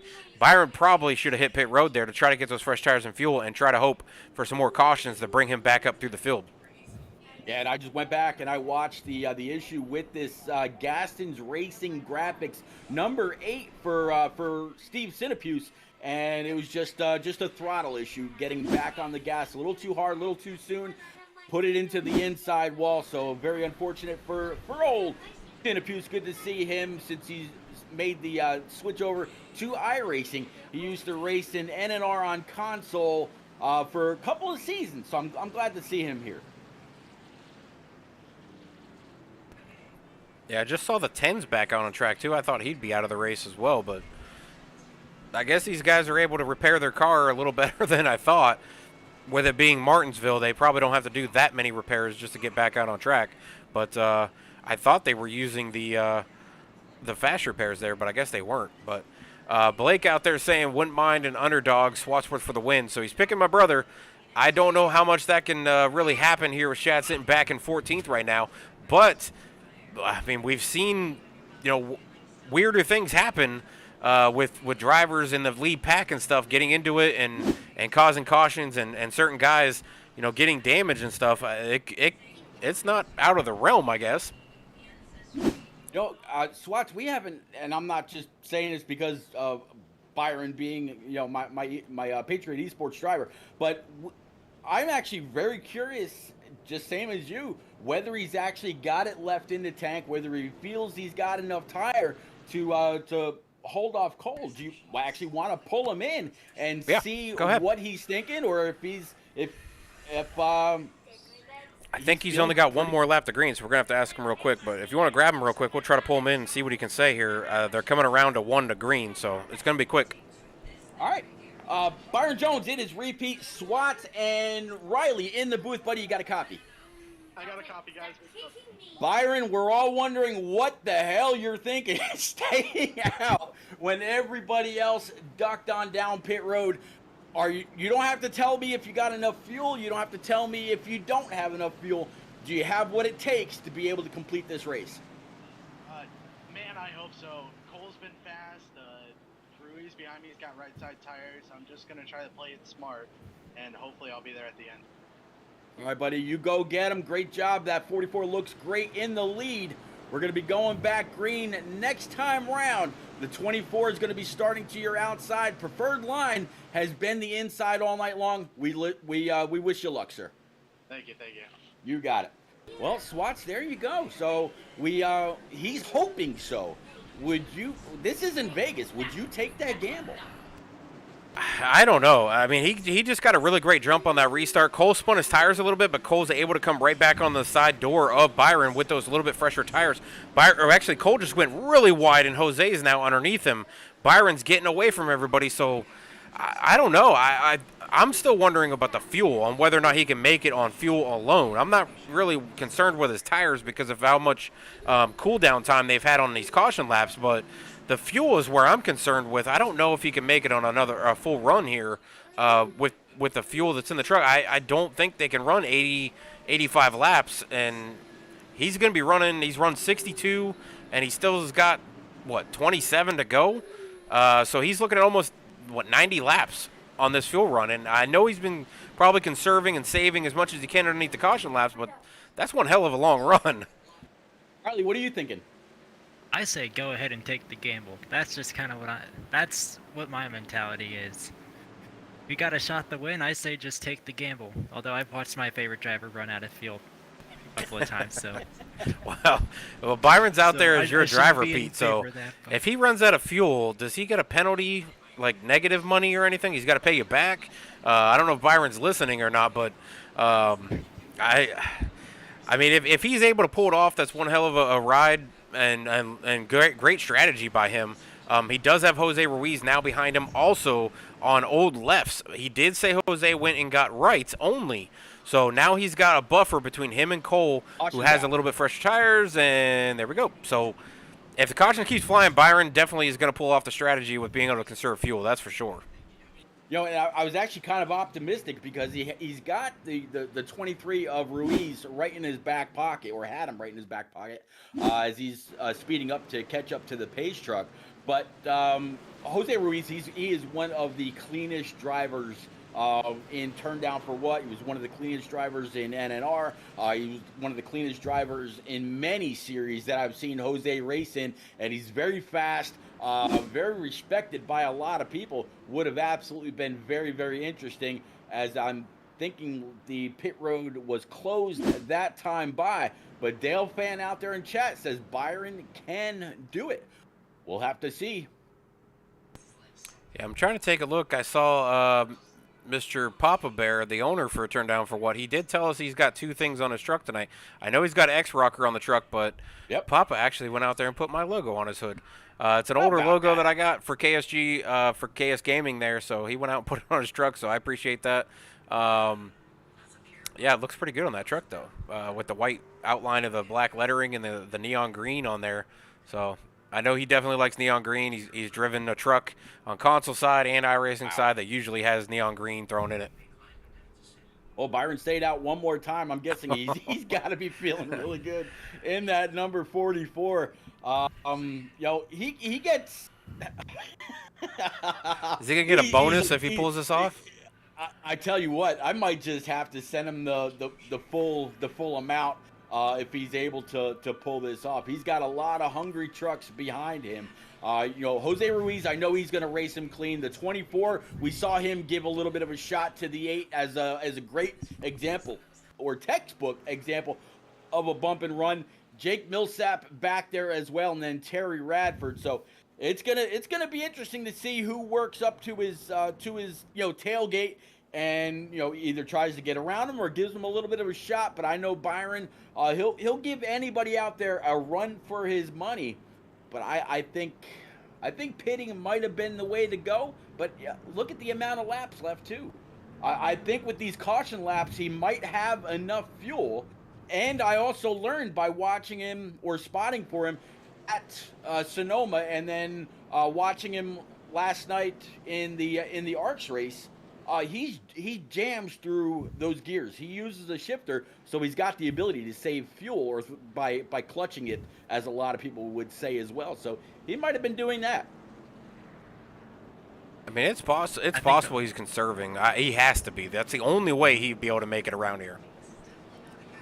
I think also it looks like there's been a couple of times he's been able to open up to quite a bit of larger leads. So I'm thinking with those leads, he's also been able to start kind of laying back and start saving a little bit under green a little bit when he has a larger advantage lead. He's able to slow down his pace.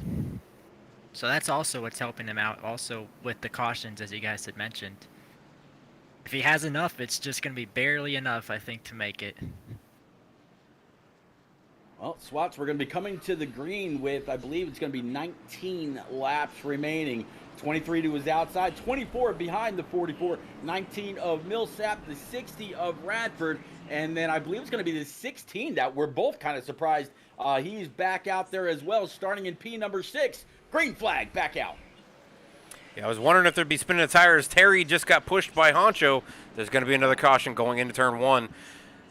That's going to cause a lot of damage. I'm seeing names flying all over the place. Honcho, Shad, Enrique, Papa Bear, Josh Arnold, Corey Blevins, Jeremy Raffison, Hunter Peach, Ryan McCall, all involved. Byron Jones just got something popped up for a crash there. Yeah, 24 didn't check up right when. I think there was actually a late flag, and I'm not even sure that Byron was the leader when the yellow was thrown. It's kind of a delayed flag out. I think Jose Ruiz was actually the leader when the yellow finally came out. Yeah, let's take a look at this. Great job by the 44 to hold on to that.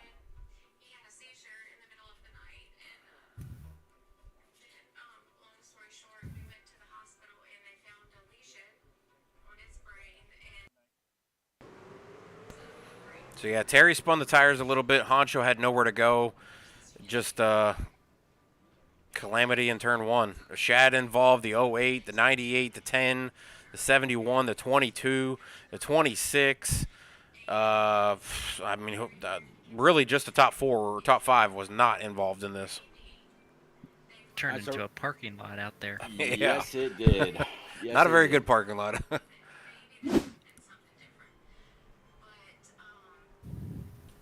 So we're gonna rack and stack them back up with about 15 to go. It does look like Jose was able to get by the 44. Cole Snyder's going to be starting in P number 3 with Jake Millsap P4, Kyle Taub P5, and Steven Sinapuse able to rebound in that 8 after getting spinning out after getting on the throttle a little early, just a couple of cautions ago. But now, what do these guys do? Does anybody duck down pit road, or do they all stay out, figuring that there's no time to make up spots, or do additional cautions breed additional cautions? How many overtimes are we gonna have, Swats? I don't know. At this point, I would say you made your bed for being out here. It's too late to go get tire and fuel now. 15 laps to go. As many cautions have been coming out, you don't want to be back in that hornet's nest that we always talk about. I think if you're where you're at up front, you're good. If you're in the middle to back, maybe come down and get tires just to see if it'll help you make some passes. Byron's out there on 75 lap old tires. Sitting second right now. Going to be on the outside of Jose Ruiz. That's a tough spot for Byron. With Cole Snyder sitting behind Jose Ruiz. Both Jose and Cole are on a little bit fresher tires. Jose is only on right sides, though. Cole's going to be on all 4s. So, I don't know. This is going to be a weird one. I think I'm going to stop picking drivers for sure, though, because I picked Mike Honcho there, and he was, of course, pinned against the wall with Terry Radford, and then the parking lot happened. So, I think I'm just going to not pick any more drivers for the rest of the night. You know, HD Motorsports, Nick Vroman or Vroom Vroom on Twitch, always used to say that Jose 95 or Jose 720, Jose Ruiz, was one of the cleanest on console, and he's got this field well in hand. Looks like the top side kind of got stacked up just a little bit. Like you said, the 44 not able to go right off the bat. Caution 17. Wow. I don't know who's in this one. I'm not either. I just see yellow flag. It doesn't tell me anybody was involved in that one. So, yep, looks like Jose's going to have to check up, allow the Silverado pace truck to catch up to him, and we're gonna stack him up again.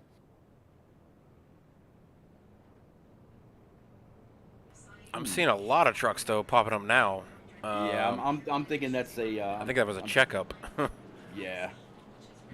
Let's go back and see though if we can see anything. I don't see anything on here, but Yeah, the first one that popped up saying that there was an issue with Jake Millsap, and yeah, not so much.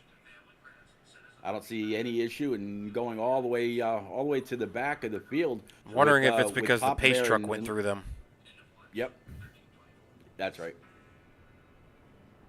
That's kind of weird though that it throws out a crash because the pace car went, or an invisible basically pace truck went through them. But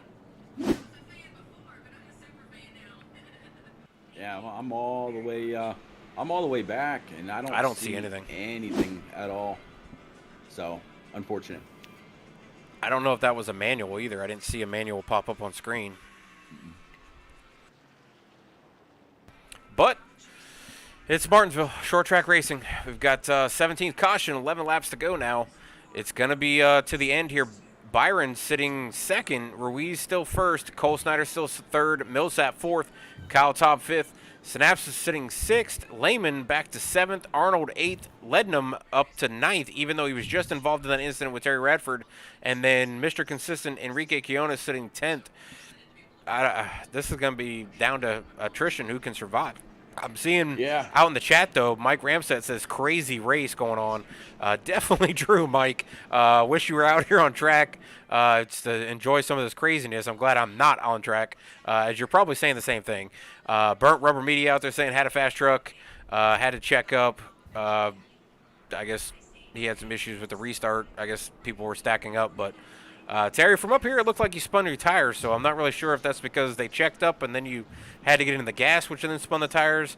I didn't look too far out in front of you, but I mean, it's Martinsville. Guys are checking up on speed and trying to be underneath that speed and trying to work with the cars out on the outside of them and try to get that run. I mean, it's on the leader, so some guys are trying to jump the starts or time the starts, and unfortunately, you have to check up to try to get going again so you don't get penalized or run into somebody.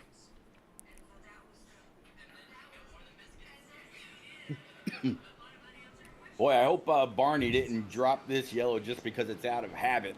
That'd be really bad. Yeah. I'm hoping we don't hit the 20th caution because that would be a lot.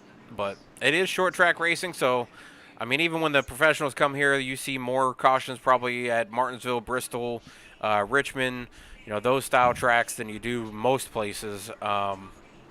Even though I'd say Daytona and Talladega probably are pretty close too, with just the close action at those speeds. But it is something that happens at short track racing. But we are about to go green again. Jose Ruiz out in the front row with Byron Jones on the outside. Cole Snyder getting a really good jump on that inside line, trying to push Jose past Byron.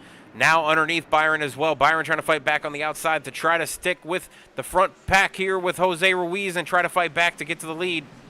Oh, the 24 hit that curb and popped on up. He ended up collecting a couple people. Looks like the 16 of Kyle Taub was able to get on by. Byron did get hit into the driver's door, got sent to the outside wall, so he's going to have some damage. But Nate Lehman able to work his way through. So did Josh Arnold and Steven Sinapuse as well. So Sinapuse in that 8, he continues to plug away, doing all he can do. As you see, like you said, Byron and Cole went into the next turn here, turn 3 and 4. Cole just clips that corner and sends it right into the door of Byron. Byron goes up into the wall. Synapsis does clip Cole, and then a few other drivers there get a little bit of issues. Jake Millsap spinning around in front of Hunter Peach. Hunter Peach losing some positions there because of that. Doesn't look like he made contact, though, with the 19 of Millsap. No, not much at all. Great job by Kyle Taub for working his way through. I tell you, I'm surprised that the 24 went down and the 44 has continued to stay out. Byron, I think, is just going to stay out here with 6 laps to go. He's just going to take what he can get now. I mean, he's going to start on the outside row next to Jose. Tires are pretty much equaled out.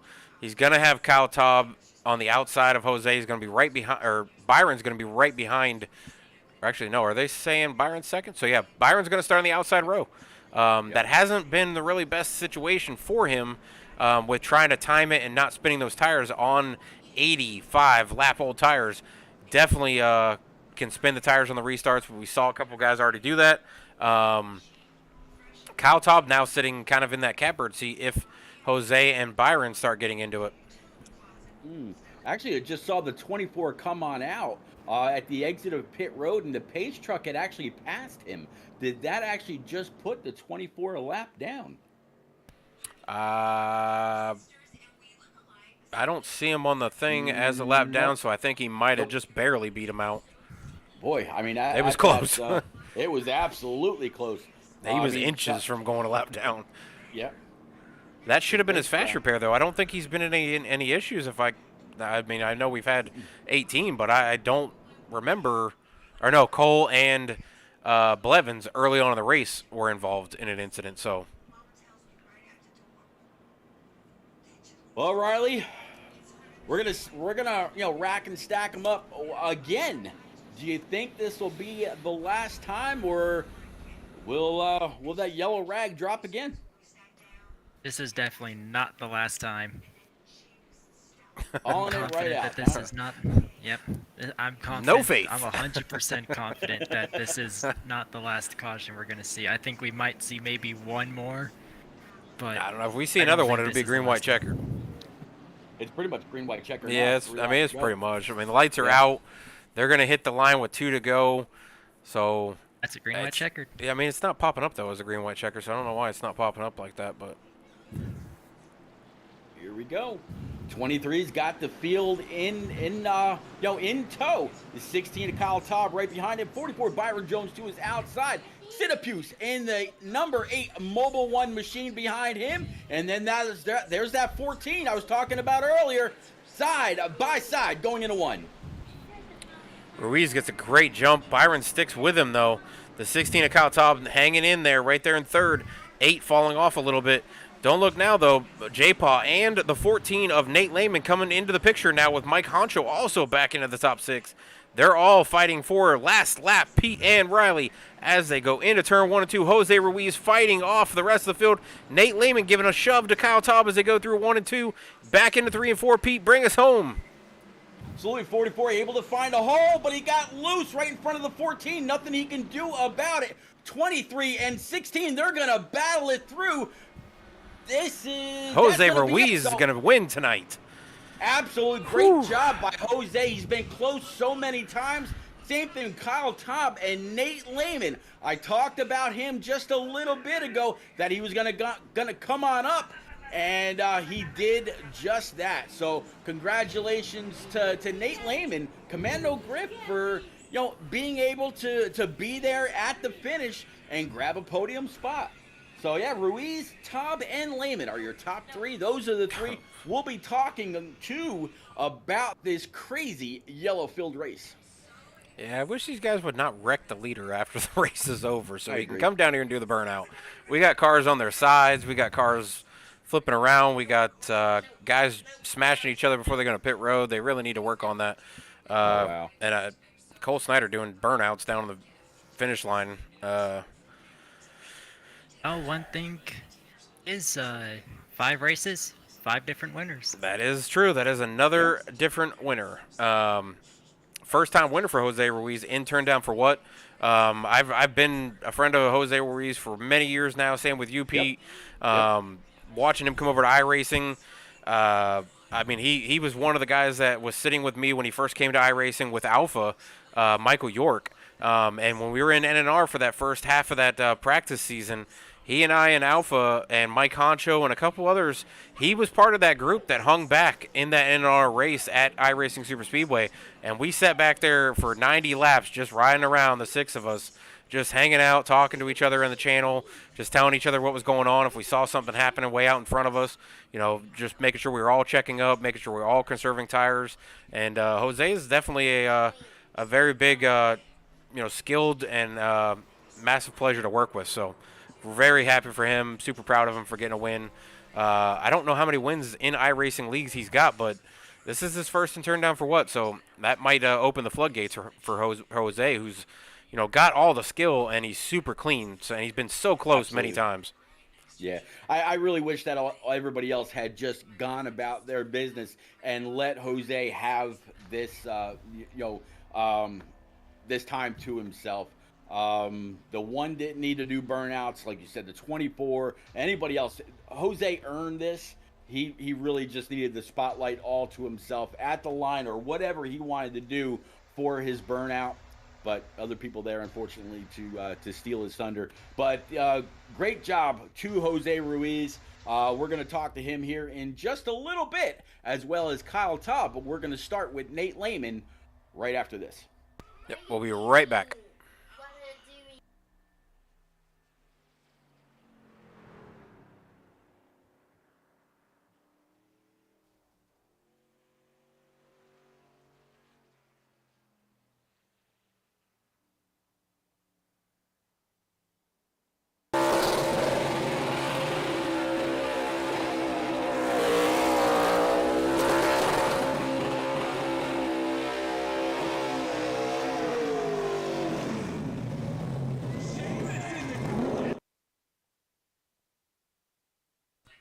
All right, back in the booth, we have the top 3 coming in here.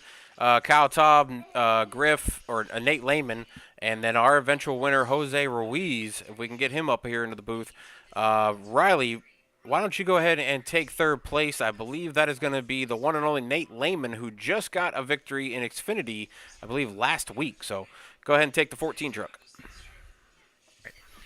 Hey Nathan, so you finished, or you started 5th. You're up 2 spots. You'll finish in the 3rd position. How did your truck handle today at Martinsville?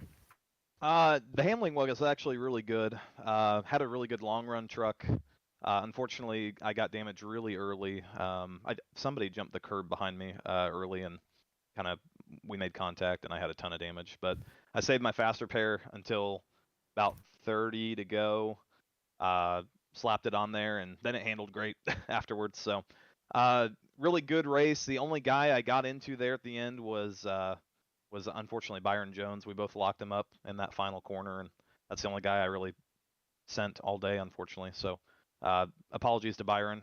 We kind of ironed things out after the race, but all in all, a lot of momentum, another top 3, and we'll move on to, I can't remember what the next track is after this, but hopefully we'll keep that momentum going. Be Dover.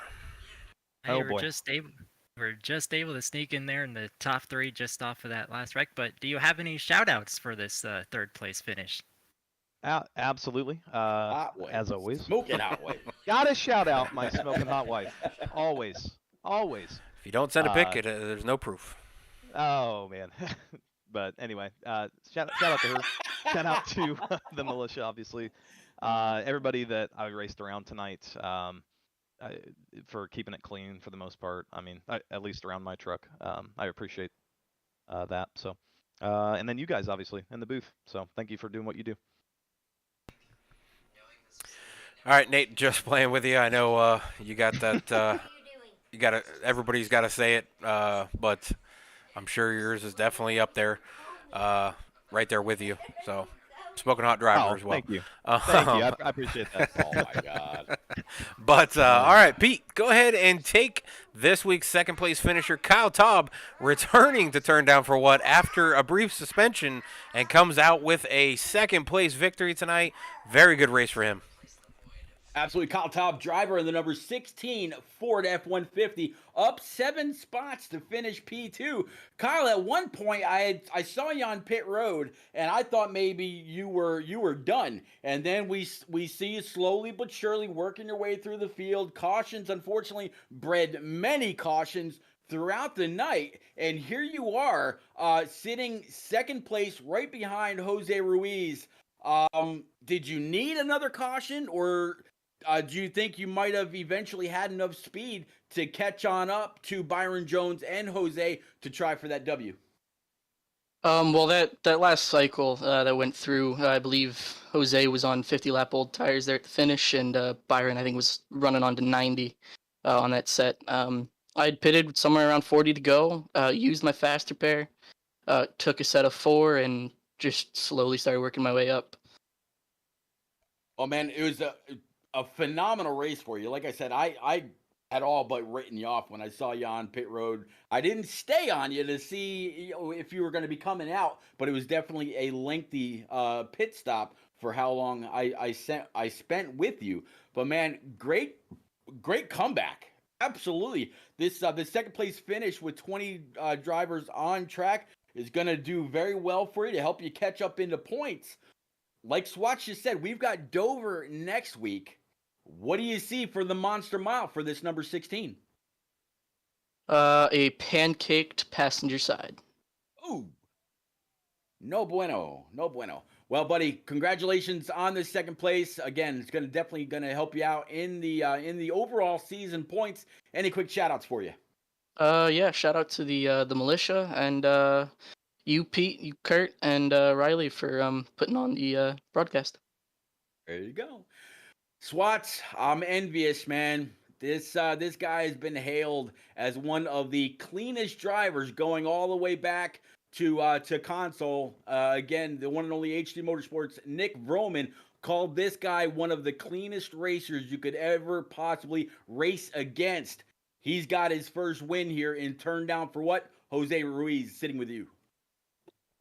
Mr. Jose Ruiz. I was going to give it to you, Pete, but I knew the significance of having Jose up here in first place, so I was going to have to take the interview with him. But, Jose, you got a copy, buddy.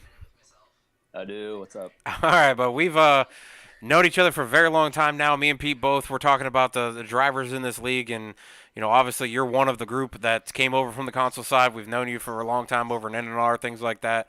This is your first victory in turn down for what you survive.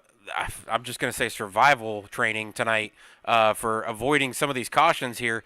You stayed out a lot longer than some of the other guys on older tires. You were able to fend them off. You and Byron staying out multiple times on old tires.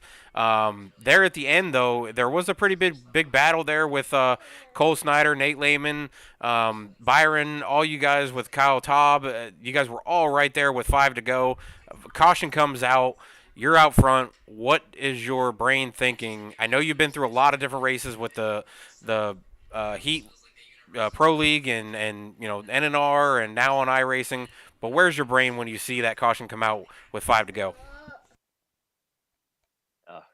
Usually with cautions, it's hit or miss. I'll usually survive them or get screwed by them. But today, I lucked out on the cautions. I think track position played a huge role.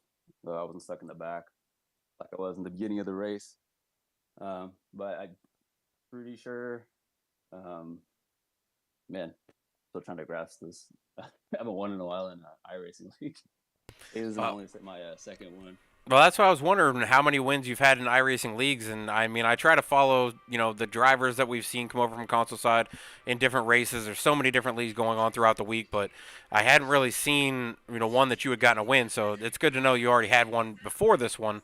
But big win turned down for what actually moves you up into 5th place in points at 147. So you're sitting 39 points back from Hunter Peach, currently still the points leader, only 2 points though out in front of Josh Arnold. Nate Lehman moving into 3rd in points. Cole Snyder moving to 4th. So those are the 4 drivers out in front of you. You guys are all separated by 39 points. Byron Jones moves into 6th in points now, right behind you with 4 points behind you, getting the max points tonight. So great job by you guys. What's your outlook on the rest of the season? Are you gonna keep trying to be up front or playing strategy, as my son is also congratulating you? But what's your strategy for the rest of the season going into Dover next week? I'm going to try to make all the races. I do have a league race before this. Hopefully I can make them, depending if we have cautions in the other one or not. But I think I missed one race. That kind of would have hit on the points. But still managed to, what'd you say, a 5th in points or something like that. But hopefully I normally save tire a lot. Sometimes it's a bad thing because it's too late in the race to make my moves. But hopefully just get some consistent finishes here throughout the season. Well, you definitely came down, what was it, like 20 or 15 laps to go, 20 laps to go, somewhere around there. And Byron had said in one of our pull-ins that you had only taken right sides. Was that accurate? Oh, no, I took all 4. See, Byron, that's why you can't trust drivers. But I didn't want to try it. But... Yeah, I don't know if I would have tried 2. That's why when he said 2 tires, I was like, oh, that's a strategy and a half right there. But you were making it work, so I was hoping it was true. But great job on the win. Hopefully more to see. You are the 5th different winner of the season out of 5 races so far in this truck season. Very, very skilled drivers in this league or in this series, and it's proving a point that all of you guys are not consistently winning, as we saw last season with Hunter being a double-digit winner. I don't know if anybody's going to make double digits this season. 5 races into a 16-race season, 11 races to go, and we've got 5 different winners. So good luck on the rest of the season, bud. Congratulations on that first victory and turn down for what I'm sure we'll see you again in the top of the booth here for sure. As Pete also said earlier, one of the cleanest drivers out there. You never hear any issues from you. You never hear people complaining about you on track or, how you drive people. Much respect for you on track. Definitely glad to see you bring it home tonight. Yeah, man, thank you. I appreciate it. Any shout-outs for you, bud?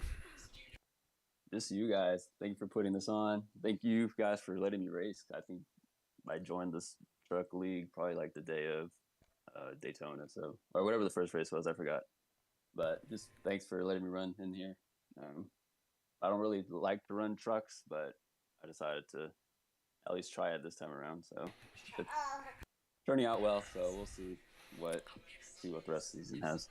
I mean, fifth in points, average finish of sixth. So I'd say I don't know if I'm just starting to hear a repeat button repeat, but it seems like every one of these guys are like, oh, I don't like this. I don't like trucks. I don't like this track. You know, I don't really like driving these things. I don't really like driving these tracks. I've never driven this track. And it's always the guys that are winning or in the top three that are saying it. I don't know what it is, but you know, Jose, like I said, congrats on the win, big win. Look forward to see what happens next week at Dover. Pete, Riley, any last words from you guys? Riley, go ahead. Oh, this was definitely an exciting race. I mean, the last time I was up here was Las Vegas, and this is definitely a change of pace because Las Vegas, you had a lot of green flag run, like you had a long green flag runs, and now here at Martinsville, you pick up. I don't remember how many cautions. I lost track a while ago. Yeah, very unfortunate that the amount of cautions that came out tonight. Whole lot of a great racing. We saw a lot of side by side racing that ended up very well, and then we saw some that not so much because people were trying to give a little bit too much room. So you can't fault them for that.